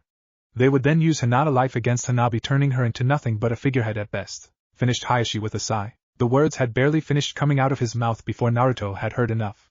Raising his left hand, he swiftly pushed back his hair, causing it to spike up. Then he spoke, his voice soft but cold as ice as it reached the ears of the 3 Hyugas. "I take it you have a plan, otherwise you wouldn't bring these things up. I'm hoping whatever you're planning is bloody," said the boy as his chakra spiked for just a moment. "Unfortunately, what they've done can't be solved so easily. Still, I've come up with something that will most likely be better in the long run," spoke the man, getting a raised eyebrow from the boy. "The council is against Hinata because she is against the usage of the caged bird seal, which marks all of the branch house members. Of course, the fact that she's so much like her mother also irritates them. Hanabi is the same in that respect, though she hides it well. It isn't nearly well enough. What I would like to do is move them both out of the house and away from the elders' reach.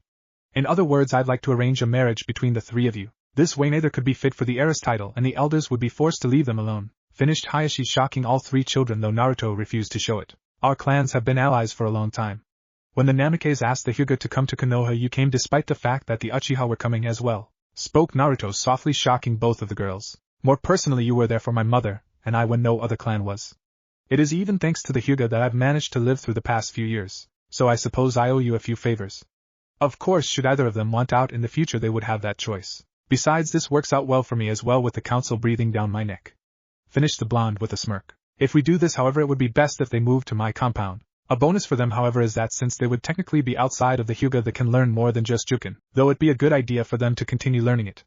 It would be best to move them out tonight, that way you could sneak them out without the elders' knowledge so no one could stop it." Hayashi was silent for a moment after hearing those words.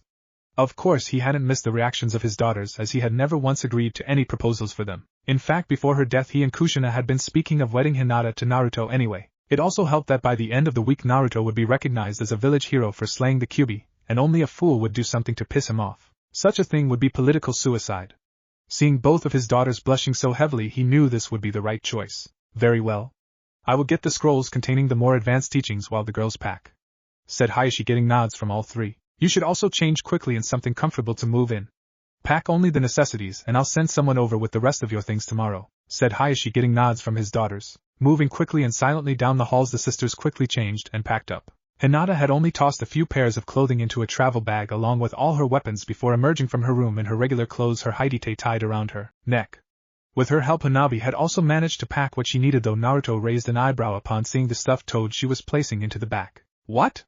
questioned Hanabi, seeing the look. "Nothing, I was just surprised seeing the doll, that all," said the boy. "I've always had Gamachan, and it's the only one I have. I just can't remember where I got it," said Hanabi, causing Naruto to smirk and Hinata to giggle. "You never told her?" questioned the boy with a smirk. "I wasn't supposed to mention you," returned Hinata quickly, her stutter absent in her rush. "Tell me what?" questioned Hanabi with a frown. "I gave that to you as a birthday present before my memories were sealed away. My father had bought it for me before I was born and I kept it until then. Anyway, the doll is made in the likeness of the boss of the Toad Summons Gamabunto, which is why we always called it Gamachan," said Naruto, getting a blush from the girl who tightened her grip on the doll. 5 minutes later they were packed up and escorted out by Hayashi, who had handed over a bag full of scrolls. Once outside, the boy made 3 clones who quickly grabbed bags from the 3 Hyugas, while the original quickly picked up and swung Hanabi on his back, who was now blushing a deep shade of red.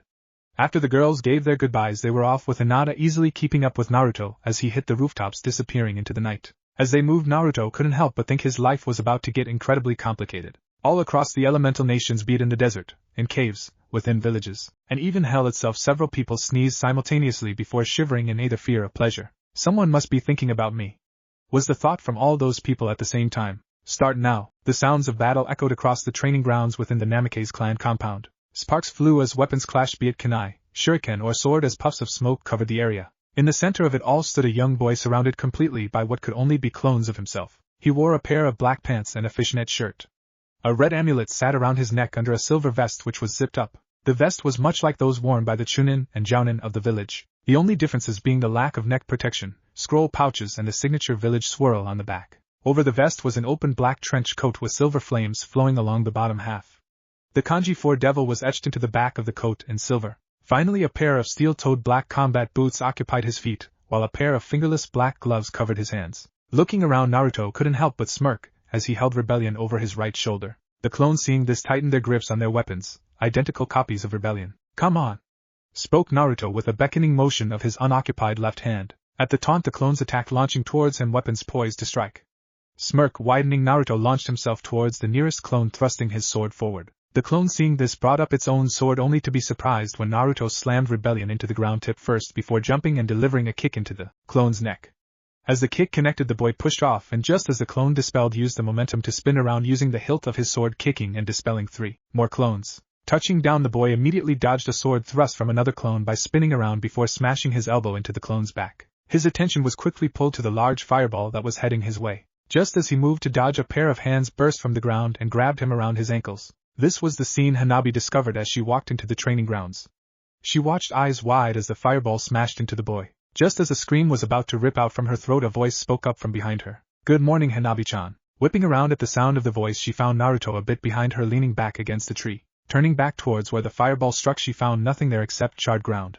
Frowning, she turned back to the boy, waiting for the explanation. "Kawarimi," was the simple answer from the white-haired boy. "How, with what? There's no log or even a piece of one. You didn't even make any seals," exclaimed the girl. "Firstly, you can use kawarimi with anything, including another person, so I used the bunshin who shot the fireball. Also, it's one of those techniques that once used enough doesn't require any seals," explained the boy as he turned and began to make his way to the house. Hanabi, seeing this, quickly caught up with him before jumping onto his back and wrapping her arms around his neck. Naruto caught her easily, having become used to the girl doing this by now. 5 months had passed since the mission that had changed his life for the better. As expected, the Hyuga elders had been furious when they learned of his marriage arrangements with Hayashi's daughters, something which gave the man more than a little happiness. Still, the first 2 weeks had been more than a little amusing for Naruto, to say the least. With Hinata's blushing, fainting, and finger-poking habits, and Hanabi trying to be cold to him only for her to start blushing like her sister, he found entertainment every time they interacted. Still, it had been on the 3rd week when things had begun to settle down. After 2 weeks, Haku still hadn't had a place to stay, and he'd grown fed up and invited her to stay with him, an invitation she accepted. The girl had somehow within the course of a single week managed to get the Hinata to relax, though he had no idea how. Hanabi had been a bit simple to handle, as she had come out of her shell as soon as he informed her he had no intention of making her go back if she didn't want to. Her response had been surprising, to say the least. She had tackled him to the ground before kissing him fully on the lips. Once she had snapped out of it, she had jumped back, blushing furiously, while he playfully scolded her for stealing his first kiss. "And don't even think about it, I don't count it, and neither will Naruto." "Naruto-kun," called Hanabi, breaking him from his thoughts. responded the genin, inwardly smirking as Hanabi only called him kun when she wanted something. Will you teach me Kage Bunshin? Asked the girl softly, getting a chuckle from the boy. Sure, just as soon as you have Jounin level chakra reserves. Was the response, getting a pout from the girl. An hour later found the pair standing just a few blocks from the Hokage tower just as two familiar figures approached along with two others. Hanabi, who had been walking beside the boy, immediately headed over to the group while Naruto smirked at the children who had began speaking excitedly. The first he looked over was Konohamaru, who stood next to the ever-vigilant closet pervert that was Ebisu. Not much had changed with the Sandame's grandson aside from two things. The first was he had done away with the helmet that had once covered his head and replaced them with a pair of green goggles not unlike the ones Naruto used to wear. The second and less noticeable difference was the length of his scarf, since he had allowed Naruto, who'd gotten Hinata, to cut it down so he'd no longer trip over it. The next he looked over was a young boy named Udan. Udan is actually the grandson of Sarutobi's teammate Hamura. Like his grandfather, he had light brown hair and wore glasses. He also had a nose that just wouldn't seem to stop running. He also wore goggles the exact same as Konohamaru. Next was the young girl Hanabi was talking to. Moegi is the granddaughter of Sarutobi's other teammate Koharu. She had dark orange hair, black eyes and a blush which seemed to never fade. Like the others, she also wore a pair of goggles on her forehead. Hanabi was the odd one out as she chose to wear hers around her neck. The kids had become collectively known as the Corps after they were first brought together. Nodding towards Ebisu with a smirk, the boy watched the tutor jump off towards the tower. Turning back towards the kids, he saw they were each talking excitedly about what they'd do today. Since his return from Wave, the boy had taken to training the kids, mostly because they wouldn't stop bugging him and were giving him a headache. Alright, first one to the spot gets a new jutsu. Naruto had barely finished speaking before the kids were off with Konohamaru in the lead. Hands in his pocket, the boy followed with a modest walk, ignoring the stares, whisper and giggles and glares from everyone nearby. This was one of the changes that the boy had gotten used to when concerning the last few months. News had spread quickly regarding the fox's death. Of course there were those who didn't believe it, but they chose to hold both their tongues and their animosity. In fact, the only ones who doubted it were the certain civilian clans within the village. The shinobi clans, however, knew better, and he now had the support of nearly all of them. The good thing about it, though, was that thanks to the Sandame's law, people didn't usually come up to him bugging him about it. Still, the news had spread that he was the sole survivor of a powerful clan from before the time of the shinobi villages. As a result of this, he had many others trying their hands at claiming his attention. He'd known at a young age, thanks to his mother, that women were attracted to power, and apparently there weren't many people with more power than clan heads. Unfortunately for Naruto, a single sentence stating that Naruto would be reviving his clan in Konoha had been spoken in a hotspot for gossip, and caused word to spread about his situation. It was this single sentence that had secured Naruto a fan club that surpassed Sasuke's own. In fact, only a few people in the Leaf Village history have had a fan club with the numbers Naruto's own contained. Those people were Uchiha Itachi, Namikaze Minato, and Hitaki Tsukumo. These facts, however, had very strong effect among the members of Team 7. Sasuke had grown incredibly irate at the fact that Naruto had defeated Haku, someone who he himself couldn't defeat. Naruto's rising popularity had also contributed to his rising jealousy, and would try every chance he could get at showing his own superiority. The fact that he held no knowledge of why Naruto was suddenly so special also added to his frustration. Sakura, the ever-loyal fangirl that she was, had gone back to normal upon returning from Wave and having a week off. The fact that she was no longer the center of Naruto's attention irritated her to no end, since she no longer had anyone to take her frustrations out on. Like her teammate, Sakura had no knowledge of the reason behind Naruto's sudden popularity. This of course stems from the fact that the Haruno clan, made completely of merchants, was one of the clans that didn't believe the Hokage's words concerning the fox's death. In fact, the Haruno clan elders hadn't even bothered to mention it to the clan, instead allowing for things to stay as they were when regarding the boy. A startled and pained yelp brought him back into reality, quickly forcing him to follow the sound. What he found, however, was not something he felt like dealing with. Konohamaru was being held in the air by some foreigner wearing a completely black suit with what looked like cat ears and wearing makeup on his face. Finally, he noticed the Suna Hidite resting on the boy's forehead. Finally, he had some kind of large object on his back which was wrapped in bandages. Behind him was a girl with long blonde hair split into 4 ponytails. She wore a white battle dress that stopped a few inches above her knees. A red sash was tied around her waist holding the dress together. Judging by the netting around her neck, she wore a fishnet shirt beneath the dress and had her Hidite tied around it. The sash also secured the large metal object to her back. "That hurt you, Gaki. Maybe I should teach you to watch where you're going," said the cat suit-wearing boy. "Kankuri, just drop the kid. We aren't supposed to be starting trouble," said the girl with disinterest shining in her eyes. "Calm down, Tamari. This will be quick. Besides, it's not like he's around," said the boy, not even bothering to turn towards her. "If you were trying to look threatening, you're doing a very bad job. Though that might have something to do with the makeup," said Naruto, making his presence known. As he approached, each of the kids smirked as they saw rebellion resting calmly on the boy's back. In the past few months, no one, not even those that lived with him, had found out just how he got that sword to stick there. "Also, since you're obviously not from around here, makeup boy, I'll give a hint. Picking on kids around here isn't really tolerated. especially when those kids are the Hokage's grandson, the grandchildren of 2 of the village elders, and the youngest daughter of the Hyuga head, he said, smirking as he noticed the boy quickly put Konohamaru down. Well, I guess I'll just have to settle with you since I can't touch these brats, said Kankuro as he pulled the package from his back, allowing it to hit the ground with a thud. Kankuro, you're not seriously going to use Karasu, are you? Damn it, I'm not getting in this, stated Temari as she leaned against the nearby wall. As she did, however, she noticed the smirks on each of the kids' faces. Following their line of sight, her eyes widened at what she found. Standing behind Kankuro was another Naruto, his sword tip resting just beside Kankuro's neck. Turning back, she found the Naruto in the front disappear in a puff of smoke. Sorry, but I don't have time to play with you right now. So how about you, your hot friend, and your friend in the tree tell me what you're doing in my village before my wrist slips? Said Naruto, his smirk missing as his face was set in a serious frown. Luckily for Temari, Naruto was looking elsewhere when he said this, otherwise he'd have seen the blush staining her cheeks, though it wasn't missed by Hanabi. At least you saw it before the girl's face paled at the mention of another person. Kankuro, you're an embarrassment to our village, came a cold voice from the tree. Jigara. Breathed out Kankuro with a slight stutter as he began to shake a bit in fear. Seeing this, Naruto removed his sword before moving by the kids and motioning them to stay behind him. It wasn't my fault. This guy started, Kankuro, only to be cut off. Shut up or I'll kill you, stated Gaara coldly, causing everyone but Naruto to shiver, most due to his cold tone and too out of fear. Naruto, however, simply raised an eyebrow as he got a weird vibe from the kid. Suddenly Gaara appeared in between the groups in a whirl of sand. Naruto took this time to look over the boy. He stood about the same height as he himself did, 5 feet 1 inch. He stood clad in black pants and a black short-sleeved shirt, with a fishnet one beneath that, judging from the sleeves. White bandages wrapped the ends of his pants legs, and he had a kunai pouch on his right leg. Strapped to his back was a large gourd with a cork plugging it closed. He also had some sort of long white cloth wrapped around his torso from his right shoulder to left hip before it wrapped around and tied in the front. From the look of it, it was his face that caught his attention the most, though.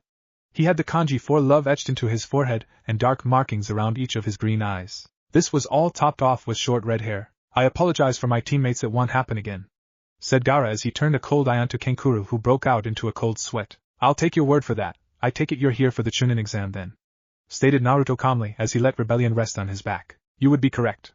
I hope to see you there, said Gaara before he turned to walk away. Hold up, called Naruto, causing all 3 to freeze in their tracks. Before you go, you could at least introduce yourself, said Naruto with a smirk. I am Sabaka no Gaara. I am also interested in your name, Sparta Uzumaki Naruto. I look forward to seeing you in the exams, said Gaara before he and his teammates could walk off. Naruto spoke again. Your name is Temari, right? Asked the boy, getting a nod from the girl. I'm definitely looking forward to seeing more of you, said the boy with a smirk and a wink. Temari blushed heatedly at the wording while her teammates merely brushed it off and walked away quickly, followed by Temari. This exam is gonna be one hell of a party, said Naruto as he watched the Sunanins walk off. An hour later found Naruto arriving at Team 7's usual meeting spot.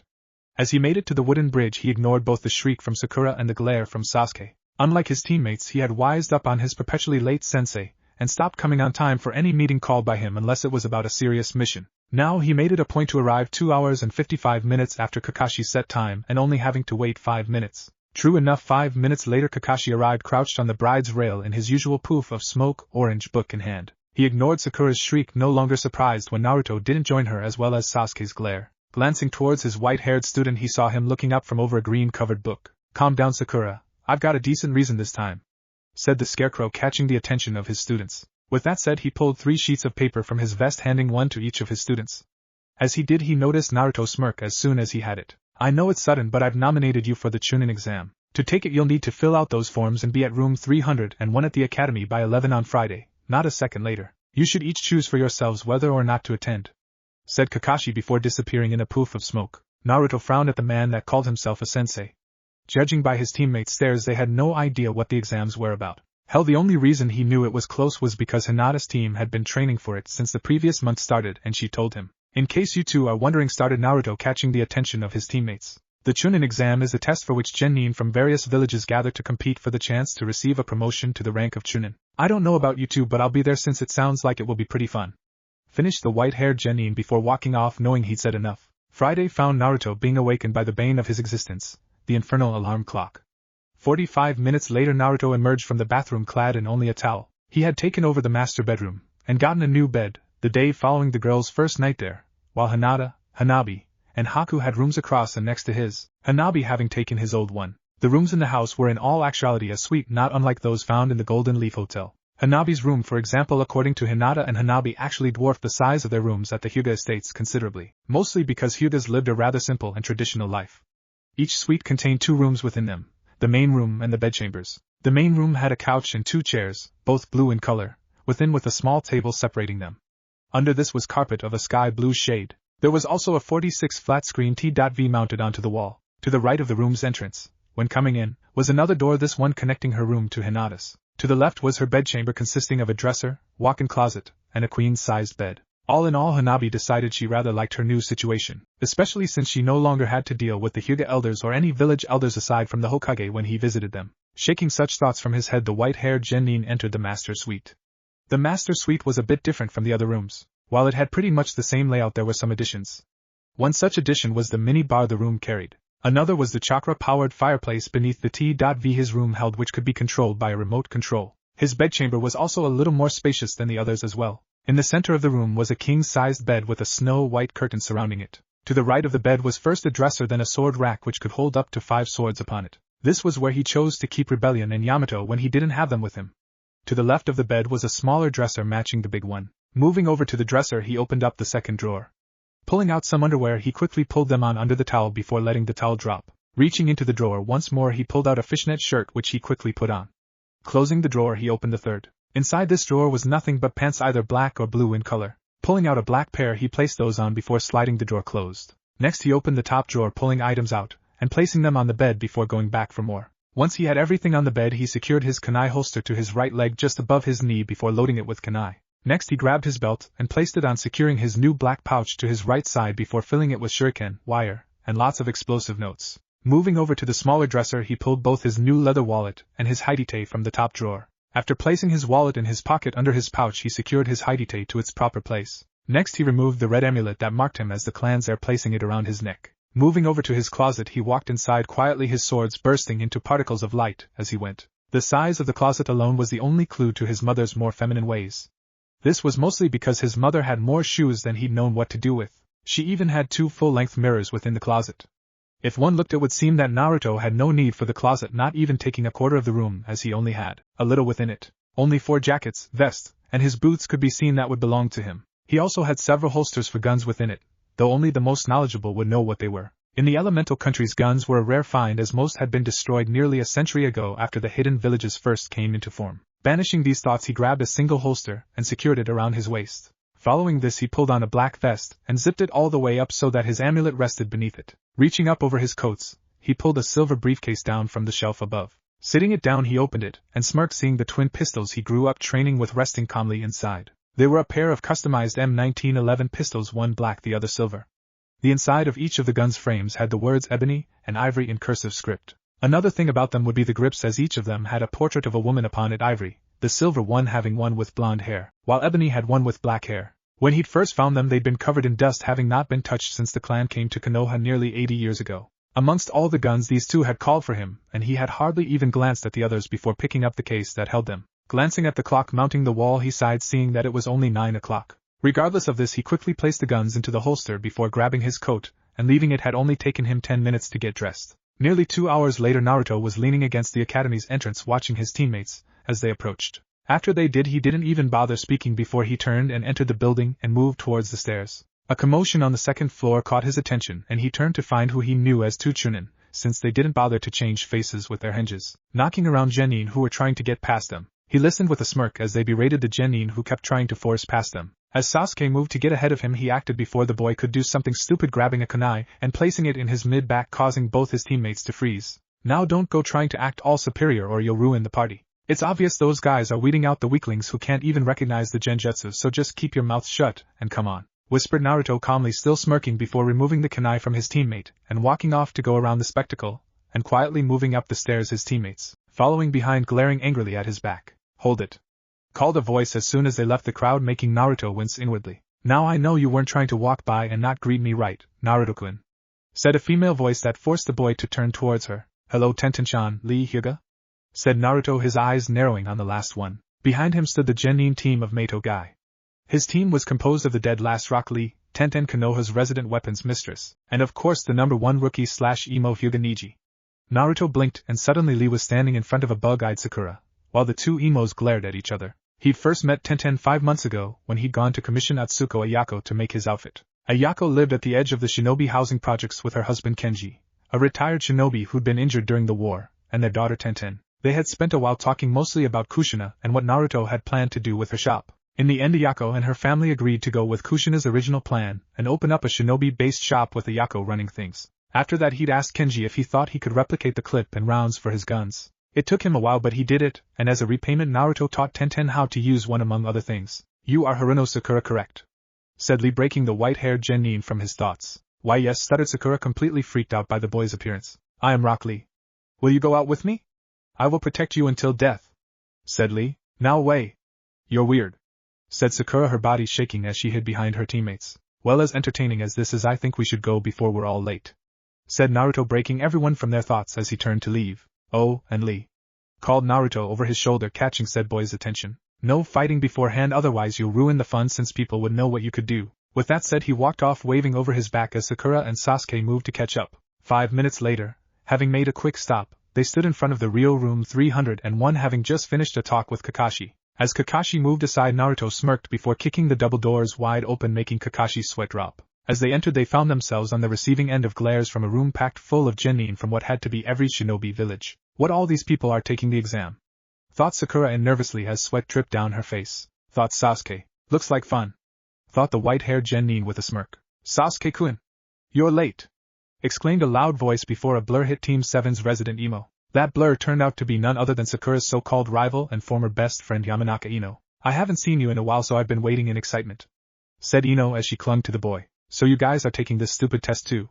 said a male voice which turned out to be none other than Nara Shikamaru, one of the laziest people Naruto ever met. To the side of him, devouring a bag of chips, was his best friend Akimichi Choji. "Yahoo found you," called yet another loud voice, this one male. Turning, Naruto smirked as he saw teammate's resident loudmouth Inuzuka Kiba, his dog, sitting atop his head. Along with him approached both Hinata and Aburame Shino. "Well, it looks like we're all here," said Kiba, getting a sigh from Shikamaru. "So where's Naruto-kun?"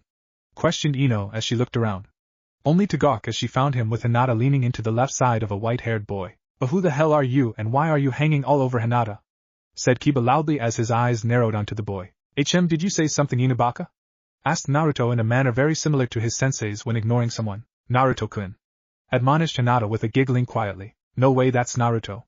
He's gorgeous and tall," thought Ino, in awe, blush taking over her face. As the rookies were commenting on Naruto's change in appearance, said boy noticed the silver-haired glasses-wearing genin headed for them. His wore a blue pants and a sleeveless blue shirt with a short-sleeved white shirt beneath it. As he turned to face him, he noticed he wore a Konoha Hidete, though he cared little about that. "Hey you guys, you should be more quiet," said the boy as he stopped close to the group. "You guys are the rookies straight from the academy.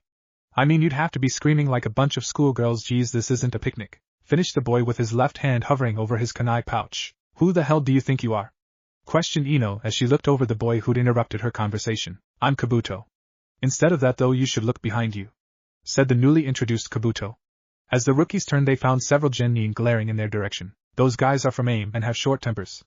Everyone is nervous about the exam. Quiet down before you cause a scene." Naruto smirked at his words, as well as the feel of the weak killing intent the AIM nin were projecting towards them. Since he was standing in front of the group, none of them saw his eyes change into a pair of icy blue eyes as the boy leveled a concentrated amount of his own killing intent onto 3. Suddenly each of the AIM nin seized up and broke into a sweat. In their minds, each of them could see their deaths at the hands of the white-haired boy, mostly by being impaled with a katana. Turning around, each of them faced the front, not wanting to piss the boy off any further. "I guess I can't blame you guys for being clueless.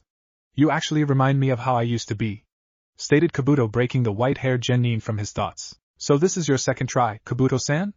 asked Sakura, getting a chuckle from the older nin. "Nope, my 7th. You see, the exams are held twice a year. This is my 4th year," stated Kabuto. "Still, because I've been around for a while, I've learned quite a bit. How about I share some information with you cute rookies?" said Kabuto, finally getting Naruto's full attention as he pulled out a deck of cards. "These are my nin info cards. They're basically cards with info burned on them with chakra," explained Kabuto as he set the cards down. Following this, he showed them a map of the elemental countries as well as info on which villages were participating. "Do you have any cards with info on individuals?" asked Sasuke. "Of course, though the info on all the participants isn't perfect. I even have some on you guys. Just tell me something about the guys you're interested in and I'll take a look," stated Kabuto with a smirk. "Sabaku no Gara of Suna," stated Naruto calmly, finally breaking into the conversation. "Hyuga Niji of Konoha," said Sasuke with his ever-preset scowl. So you even know their names, then this should be easy, said Kabuto before he whipped out 3 cards after adding chakra to his hands. Okay, first is Hyuga Niji. He's a year older than you guys and last year's Rookie of the Year. Mission record is 20 D rank and 12 C ranks. His Jounin sensei goes by the name of Guy. He is known as the Hyuga clan's prodigy, and is even rumored to be the greatest genius in the last century. His teammates are Rock Lee and Tenten, stated Kabuto, getting nods from those in the group who didn't know this already. Next is Sabaka no Gara. Mission record shows 8 C ranks and 1 B rank. Since he's a foreigner, there's not much I know about him. However, he has apparently returned from every mission without so much as a scratch. Finished Kabuto, making several of the rookies nervous. Whatever the case, you guys should know that most of those participating in the exams are their village's elites, much like Niji and Gara, said Kabuto quietly, making several of the rookies even more nervous while naming the various villages participating. Sounds like fun. I knew it would be a good idea to attend this party, said Naruto with a smirk, as he leaned against the wall looking out over the competition with Hinata. Saying this, however, successfully destroyed the nervousness Kabuto had instilled in the group. Before any other comments could be made, the team from the newly formed Oto rushed the group, and more precisely Kabuto. Seeing them coming, Kabuto reacted just as one of them, face hidden beneath bandages with only one eye exposed, swung down with his right fist. Dodging the attack, the silver-haired Nin stood up with a smirk, only for it to die as he fell forward and spat a wad of blood from his mouth, and his glasses cracked. Write this down on those damn cards of yours. The Genin of hidden sound will definitely become Chunin, said another Oto Nin with spiky black hair, smirking cockily. Naruto's head snapped towards the front of the room just as a large puff of smoke covered it. When it cleared, several Nin stood in front of the room, each wearing a Konoha Haidite. Each of them wore a pair of gray dress pants and a gray button-down shirt. Of this group, one individual stood out above the rest, as he also wore a high-collared open black trench coat and stood in front of the group. Quiet down, you worthless bastards. Hidden sound guys, stop doing as you please or I'll fail a lot of you right now, shouted the man at the front, a scowl covering his features. I apologize for that, it's our first time and we got a bit carried away, said the bandaged one, getting a snort from the man. Now thank you all for waiting. I am Marino Ibiki, the first examiner for the Chunin selection exam's first test, said the newly introduced, making some of the visiting Nin gulp having heard of the man. Now before anything else I'll say this.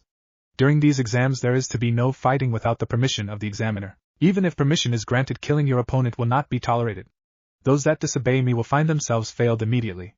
Do I make myself clear? Finished Ibiki, getting smirks from some in the room. Following this, Ibiki announced that the first exam would be a paper test. As he moved to get his assigned seat, he felt a hand rub against his backside and turned just in time to catch Haku wink at him before making her way to the other side of the room. Arriving at his seat, he was pleasantly surprised to find Hinata sitting in the seat next to his own. Just as he sat down, Ibiki started to speak, failing any who hadn't managed to sit down in time along with their teams. Do not turn your test over and listen closely to what I'm about to say. There are many rules for the first test, so I'll write them down for you while I explain. Questions, however, are not allowed, so listen carefully. Firstly, you guys will start off with 10 points. This test has 10 questions and each is worth 1 point. This test, however, uses a subtraction system. So basically, if you answer all your questions correctly, you keep all 10 of your points. However, if say you miss 3 questions, you lose 3 points and get stuck with 7. He paused here for breath before continuing. This is where the second rule comes into play. The second rule is that this test is taken as a team. This means whether you pass or fail is determined by the combined points of your entire team. Each team will compete to see how many points they can hold onto from the combined team total of 30.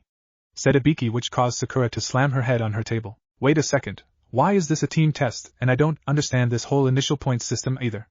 Exclaimed Sakura, loudly catching Ibiki's attention. Shut the hell up, you don't have the right to question me. There's a reason for this, so sit down, shut up, and listen. Snapped the examiner, making the girl recoil. Now here is the third and most important rule. Anyone caught doing sneaky activities such as sneaking will have 2 points subtracted from their score for every offense. That means that there will be some who will lose all their points during the exam and be asked to leave. Those pathetic enough to be caught cheating will be destroying themselves.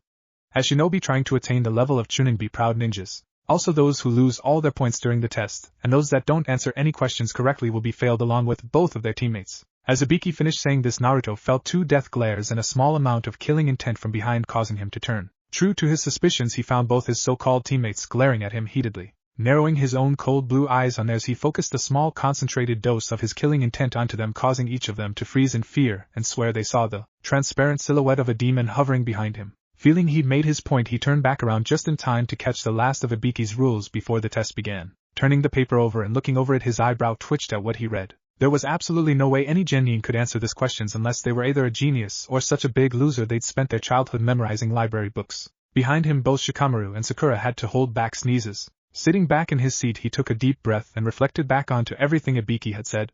The only thing that stuck out, however, was the penalty for cheating. Usually when one cheated they were immediately failed, yet here they were only being penalized 2 points instead of outright failure. It was almost as if they were encouraged to cheat.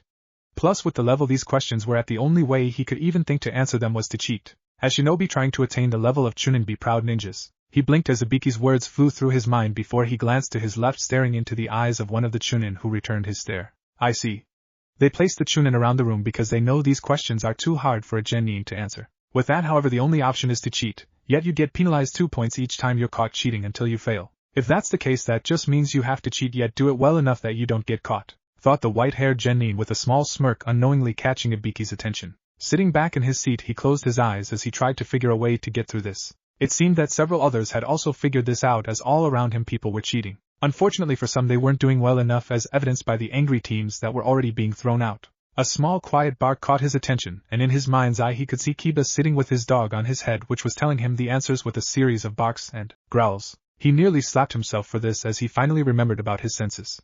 When he'd first learned about his enhanced senses, he discovered they were far above human level. In fact, in the beginning he learned to suppress them so that he didn't have a case of sensory overload like the first time. In addition to his 5 primary senses, he also had another that he just knew humans didn't have. Thanks to his usage of Kage Bunshin, he managed to master his senses to the point where it was no longer required for him to focus much to use them. With that thought, his smirk widened as he increased the perception of both his sense of touch and hearing. Thanks to this, he could feel the vibration as those around him wrote, and he could see what they were writing. 45 minutes into the test, Ibiki called for a halt. After making sure everyone had placed their pencils down, he announced it was time for the 10th question. Pausing and making sure everyone was paying attention, he began to speak. The 10th question has a new rule. This rule is what I like to call a hopeless rule.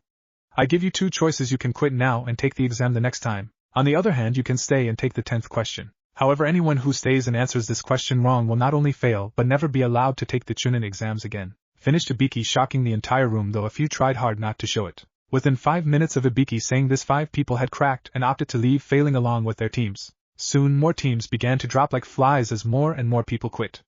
After about 15 minutes of this, Ibiki noticed that no one else was going to quit. In fact, most of those left merely looked bored, while just a few were a tad bit nervous. Hell, the Uzumaki Gaki had even leaned back and put his feet up, looking about ready to fall asleep. That pink-haired girl on the Uzumaki's team had been ready to quit about 5 minutes earlier, and had nearly had her hand raised about halfway. Then she looked at the boy and suddenly her hand was back down, and she was white as a sheet, nearly shivering in fear. True enough, Sakura had been ready to quit, and only hadn't because of Naruto. It's not like she cared about him, she hated him second only to Ino, but she did fear him. It was only the memory of the terrifying image that had hovered behind the boy when he glared at her that made her fear him. For some reason she felt that if she caused them to fail, Naruto just may kill her himself, or worse, she'd have to deal with his fan club. 26 teams, and 3 of them rookies, thought Ibiki with a smirk. Alright then, since it's obvious no one else will quit, everyone here passes, said Ibiki, much to the shock of the room's occupants. What followed this proclamation was an explanation on this test's purpose. This test was apparently designed to test the information-gathering skills of the genin, as this was one of the many skills a Chunin-level shinobi needed.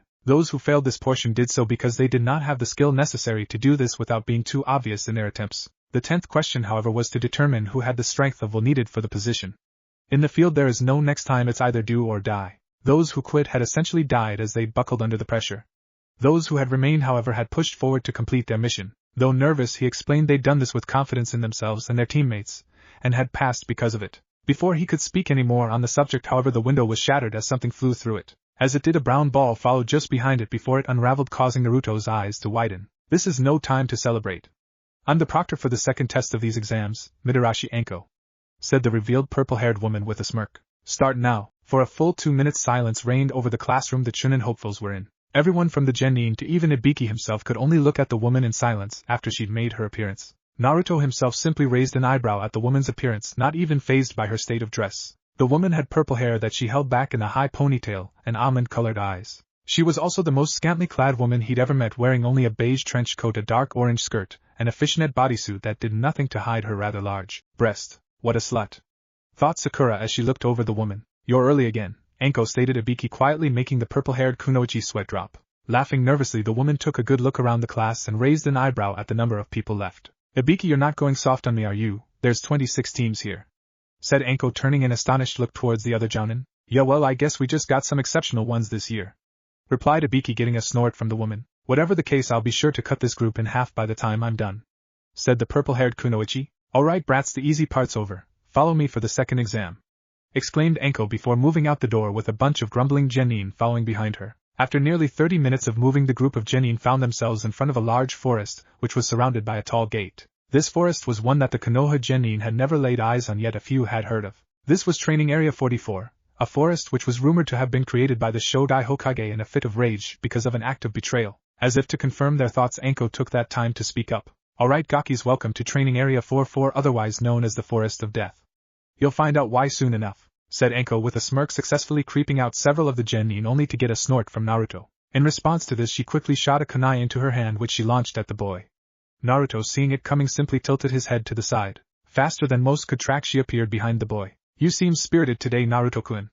But you know it's the spirited ones that usually die first, spilling that deliciously red blood that I love so much, said Enko, placing her arms around his neck. Before anything else could be said, she brought her right hand up, blocking a kunai before it could come to her neck. Turning her head slightly, she saw it was being held by a Kusa genin who was using her tongue to hold it. Here's your kunai, said the Kusa genin, getting a smirk from the examiner. Thanks, but you shouldn't sneak up on us, started Enko just as the grass genin found a kunai held at her back. Unless you want to die, of course, finished Naruto behind the grass genin just as the one Enko was holding puffed into smoke. No, I just get excited at the thought of a fight.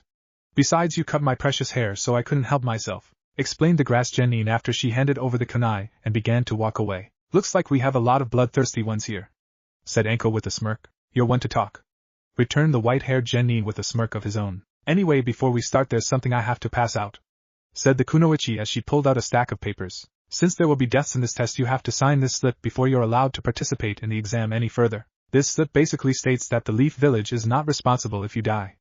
Those that don't sign this slip here will fail, said Enko with a cheeky grin. Okay, so here's the deal. First I'll explain the second test, and then you will sign those slips and check in at the booth behind me, said Enko, getting murmurs of agreement from the gathered genin. To put it simply, this exam is the ultimate survival test.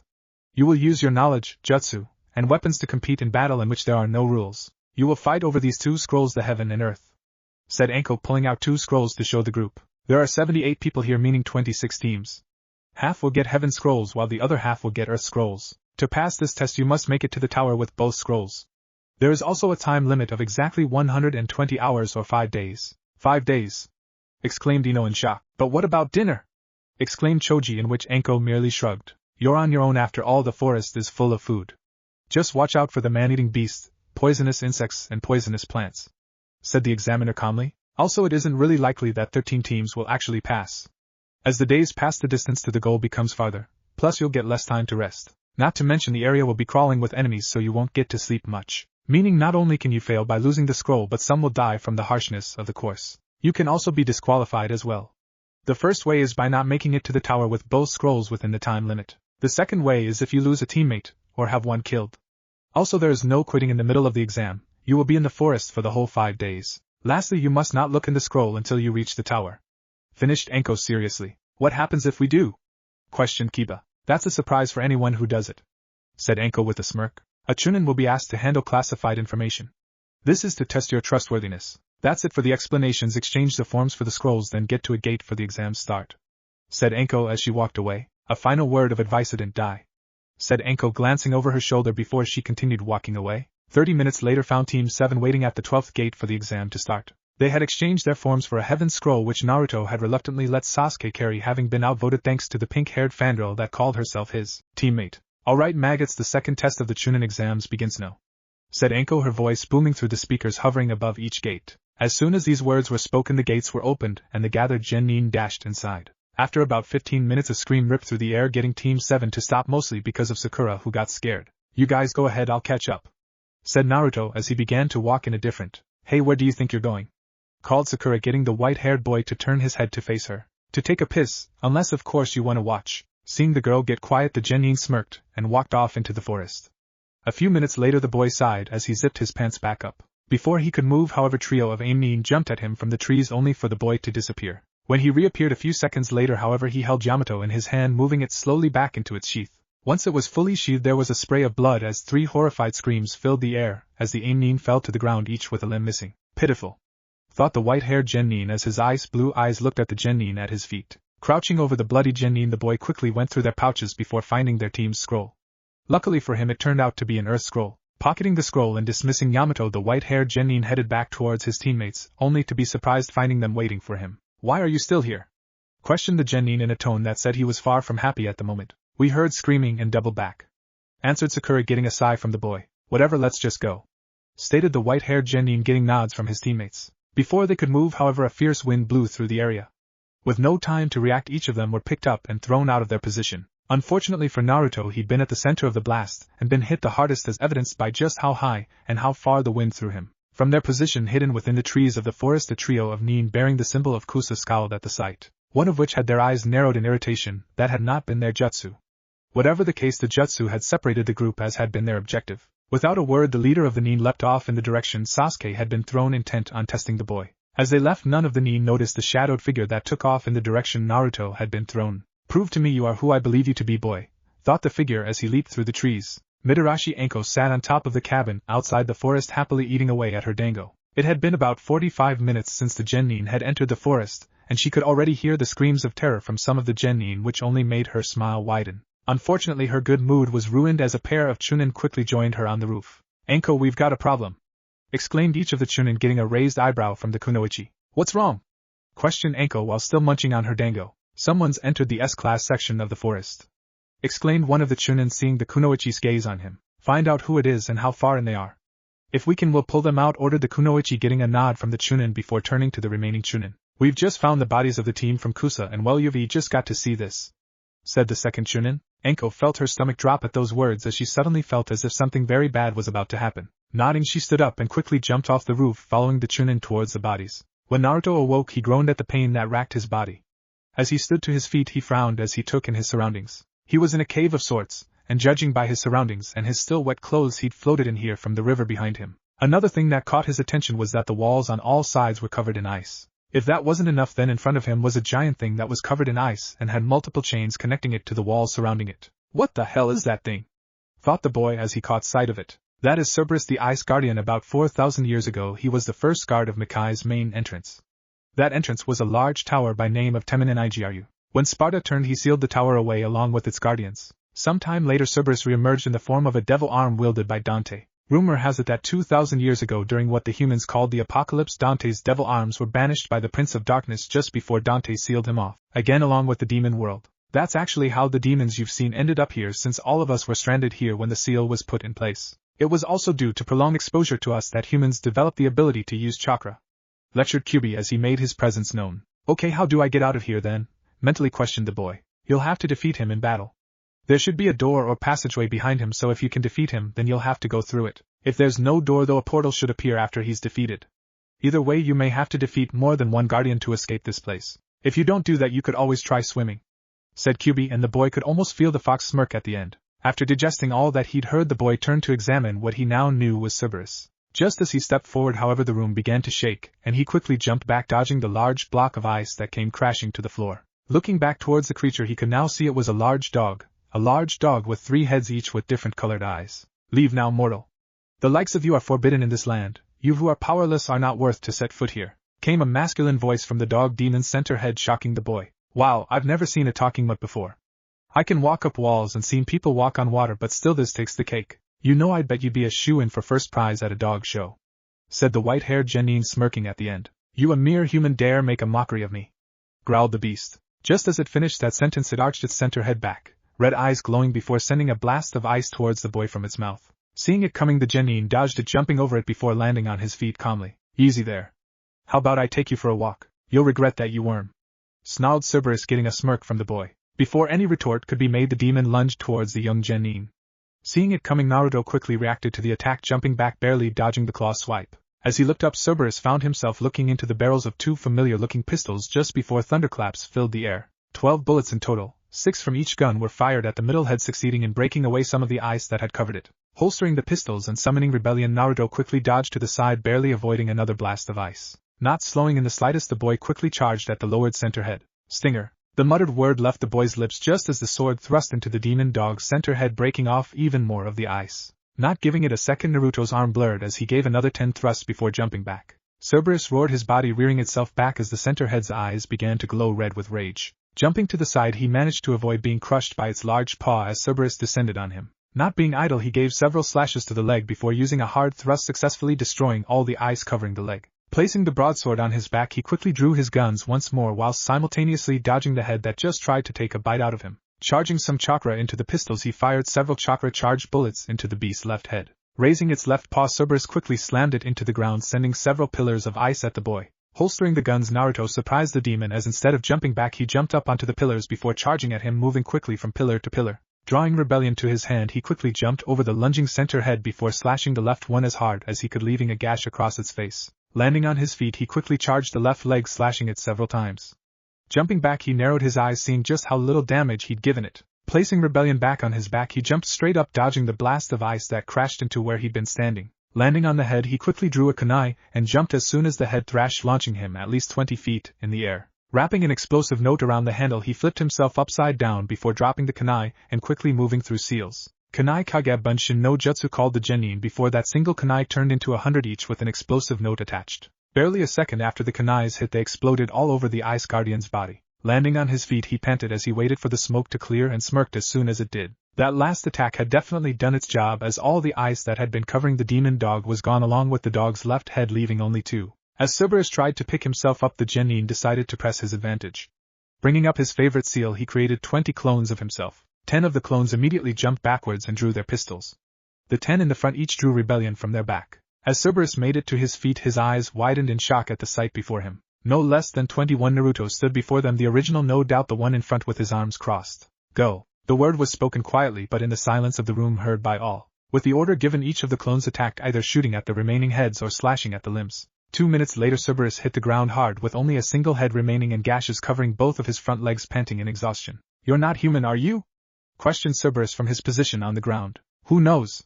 I'm not even sure myself," said Naruto, getting a barking laugh from the dog demon hearing the familiar words. "Regardless, you have proven your ability.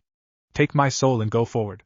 You have my blessing." Before anything else could be said, Cerberus began to shudder before his body exploded. When the smoke cleared, all that could be seen was a glowing blue sphere of light. Naruto sighed as it floated near him. The damn dog could have at least pointed the way out first. Regardless of this, he accepted the dog's soul as it came to him just before a flash of light hit him. When the light cleared, he was holding a tripartite nunchaku. Each rod was connected to a steel ring. As he held it, an icy blue glue began to surround him just before his eyes glazed over. When he came to, he'd gained a ton of knowledge about the devil arm he was holding. More importantly, he found out how to get back into the forest. All he had to do was go up 3 levels. Just as that thought crossed his mind, the ice surrounding the room melted away, showing the passageway within the wall Cerberus had stood in front of. As he walked, the new devil arm burst into particles of light before being absorbed into the boy's body. Haruno Sakura panted as she lied her unconscious teammate down in the hollow of a tree. As she did, she frowned at the state her crush was in because of that man, Orochimaru. The man had confronted them about 30 minutes ago under the guise of a genin from Kusa, the same one that had freaked her out before the exam with the long tongue. He had immediately challenged them to a battle for the scrolls, a battle with their lives on the line. To further this claim, he'd somehow swallowed the earth scroll he'd held, which would force them to kill him and take the scroll from out his corpse. The next thing she knew, she was on her knees shivering in fear after seeing scenes of her own death. Sasuke hadn't been much better, though he'd managed to break out of it, after stabbing himself in the leg with a kunai. They had managed to escape and find a hiding space after that, and had just finished wrapping the wound on his leg when they were attacked by a giant snake that was quickly dealt with by use of several shuriken. Out of the snake's head, however, emerged Orochimaru.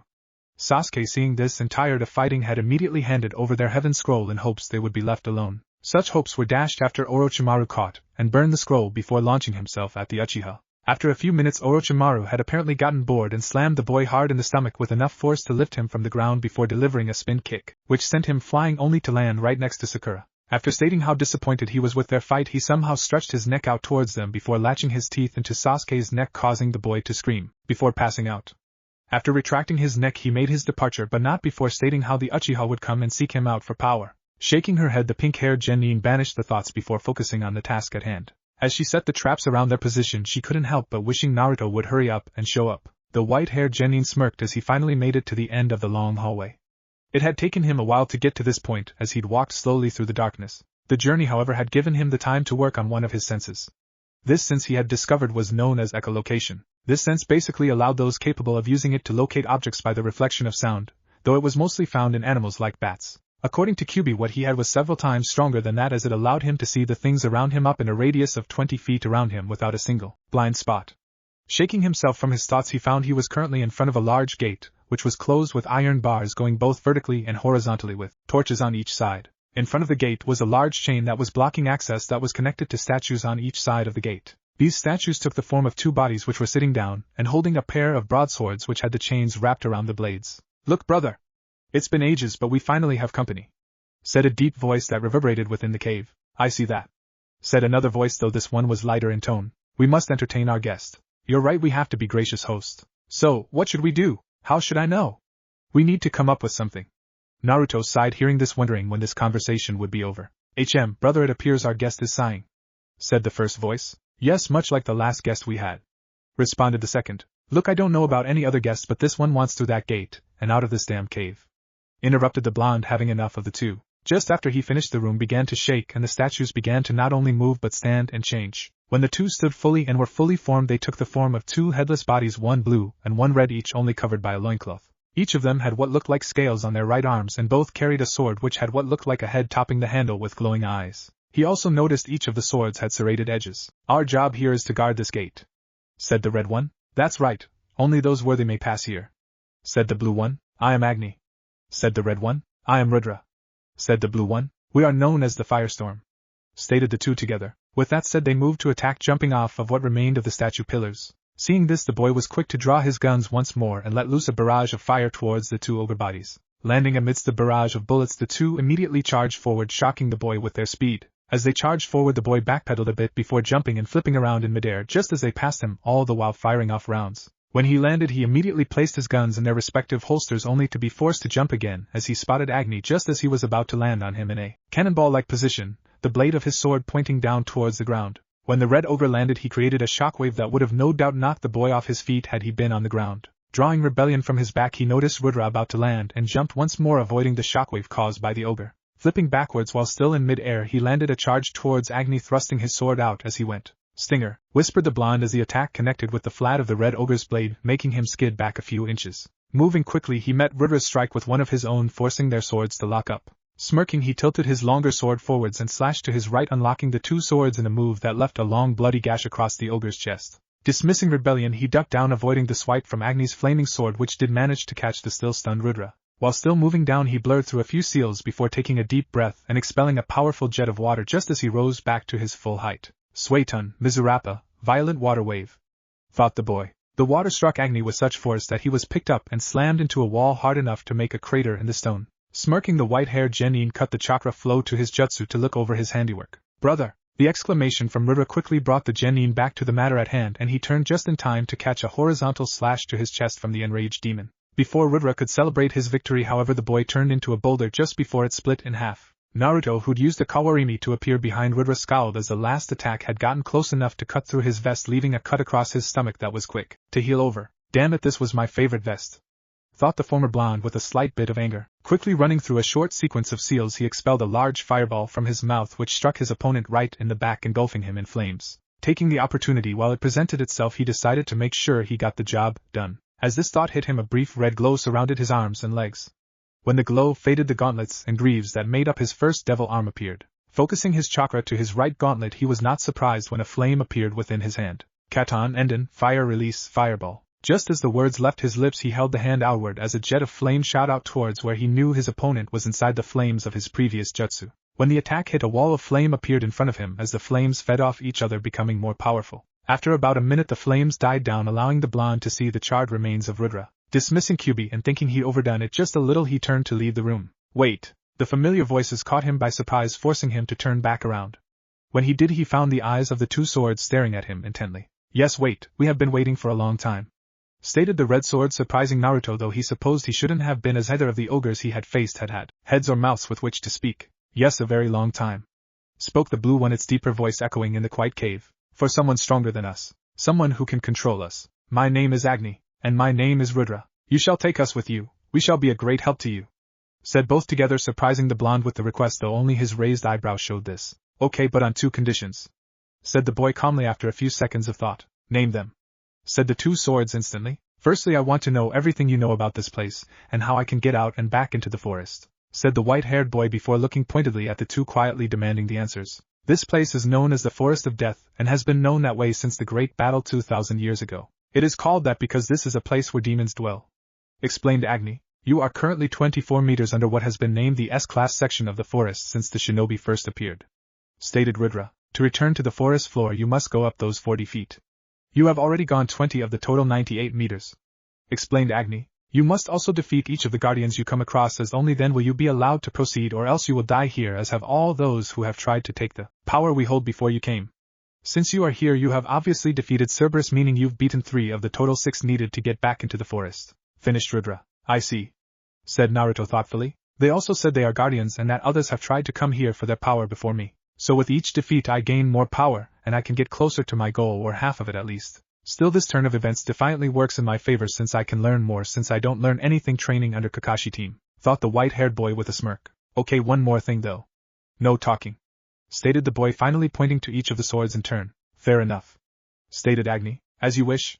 Stated Rudra. With that said he grabbed each of the swords, Agni with his right and Rudra with his left, before turning towards the gates. As he did, the blades of the swords were engulfed in their respective elements just as he let loose several experimental slashes. Placing the 2 hilts together he was surprised when they seemed to meld together, forming one large double-bladed sword as wind and fire began to encircle him. Sending several more slashes out he launched several blades of wind-enhanced fire at the gate, which not only cut through it but melted the places they hit before he pulled the blades apart. Impressive. Said Rudra as he finished his swings, only for Naruto to come out of his stance and hit each of the hilts against the other. No talking. Said the boy again, looking at the 2 faces intently, getting silence from each of them. Good. Satisfied with the silence he dismissed them and was not surprised when they each burst into particles of light before being absorbed into his body as his eyes glazed over. When he came out of his daze he moved to leave the room only to remember his ruined vest. With a quick seal he created a single Kage bunshin to hold his jacket once he removed it. Following this he removed his vest, exposing both his fishnet-clad body and his amulet. Letting the vest fall to the floor he also removed the thigh holster for his guns before placing his jacket back on and dismissing his clone. After he did this he grabbed a scroll from his jacket's inner pocket and placed it on the floor. With a quick swipe of his blood-covered finger he found yet another holster made of brown leather on the scroll, though this one was worn on his shoulder like a backpack would be. Placing the guns in their places in the holster he strapped it on over his jacket and secured the strap across his chest before sealing his thigh holster within the scroll. While he was at it he also took the time to seal away the scroll he'd gained from the aim genin earlier. Standing to his feet and pocketing the scroll the boy moved through the destroyed gates and into the darkness once more, leaving the ruined vest behind. Outside of the forest Enko scowled as she took in the scene before her. They had indeed found the bodies of the grass genin outside the forest, each of them with their face missing. She knew of only one person who could and would do something as twisted as this. Just the thought of that man brought enough hatred to her that everyone close to her shivered at the look in her eyes. As she stood to her feet she absent-mindedly instructed those gathered to alert the Hokage of the situation and summon the ANBU to enter the forest. With her orders given she herself entered the forest, ready to have a nice long bloody conversation with the man that ruined her life. Sakura sighed as she finished setting up the traps that would serve to protect her and her unconscious teammate. While she wasn't the best trap maker, a title that belonged to the legendary prankster that was her teammate, she was confident the ones she set would be sufficient enough to protect the 2 of them. She absently wondered how long it would take before Naruto found them, knowing he could find them easily from experience. Regardless, she still had to stay awake to activate the traps so she'd know when Naruto came around. Unknown to her, however, as she sat within the tree that would house herself and her teammate, the genin of the Hidden Sound Village watched her quietly, having just arrived to her position. Where's the white-haired one? Questioned the mummy-like sound nin warily. Who cares, it's not like he'll make any difference. Said the black-haired nin warily. A single opponent could make the difference, you should know that by now. Retorted the mommy with a glare in his single exposed eye. So what are we going to do? Asked the lone kunoichi, looking at her team's leader. Well, rest and attack in the morning when she'll be too exhausted to put up much of a fight. We'll keep watch in shifts with Sokka taking the first and Kin taking third. We've got about 9 hours until sunrise, which means 3 hours each. Said the nin, getting nods from his teammates. Remember our orders during this attack. Uchiha Sasuke dies. Said the boy, his lone eye staring at the tree hiding Sakura and Sasuke. What if Naruto finds his twin brother in waves? And thanks for watching my video till the end. If you enjoy this content, then do consider subscribing to my channel. And leave a like if you guys need the next part. Comment down, and thanks for watching the video, and see you guys in the next video.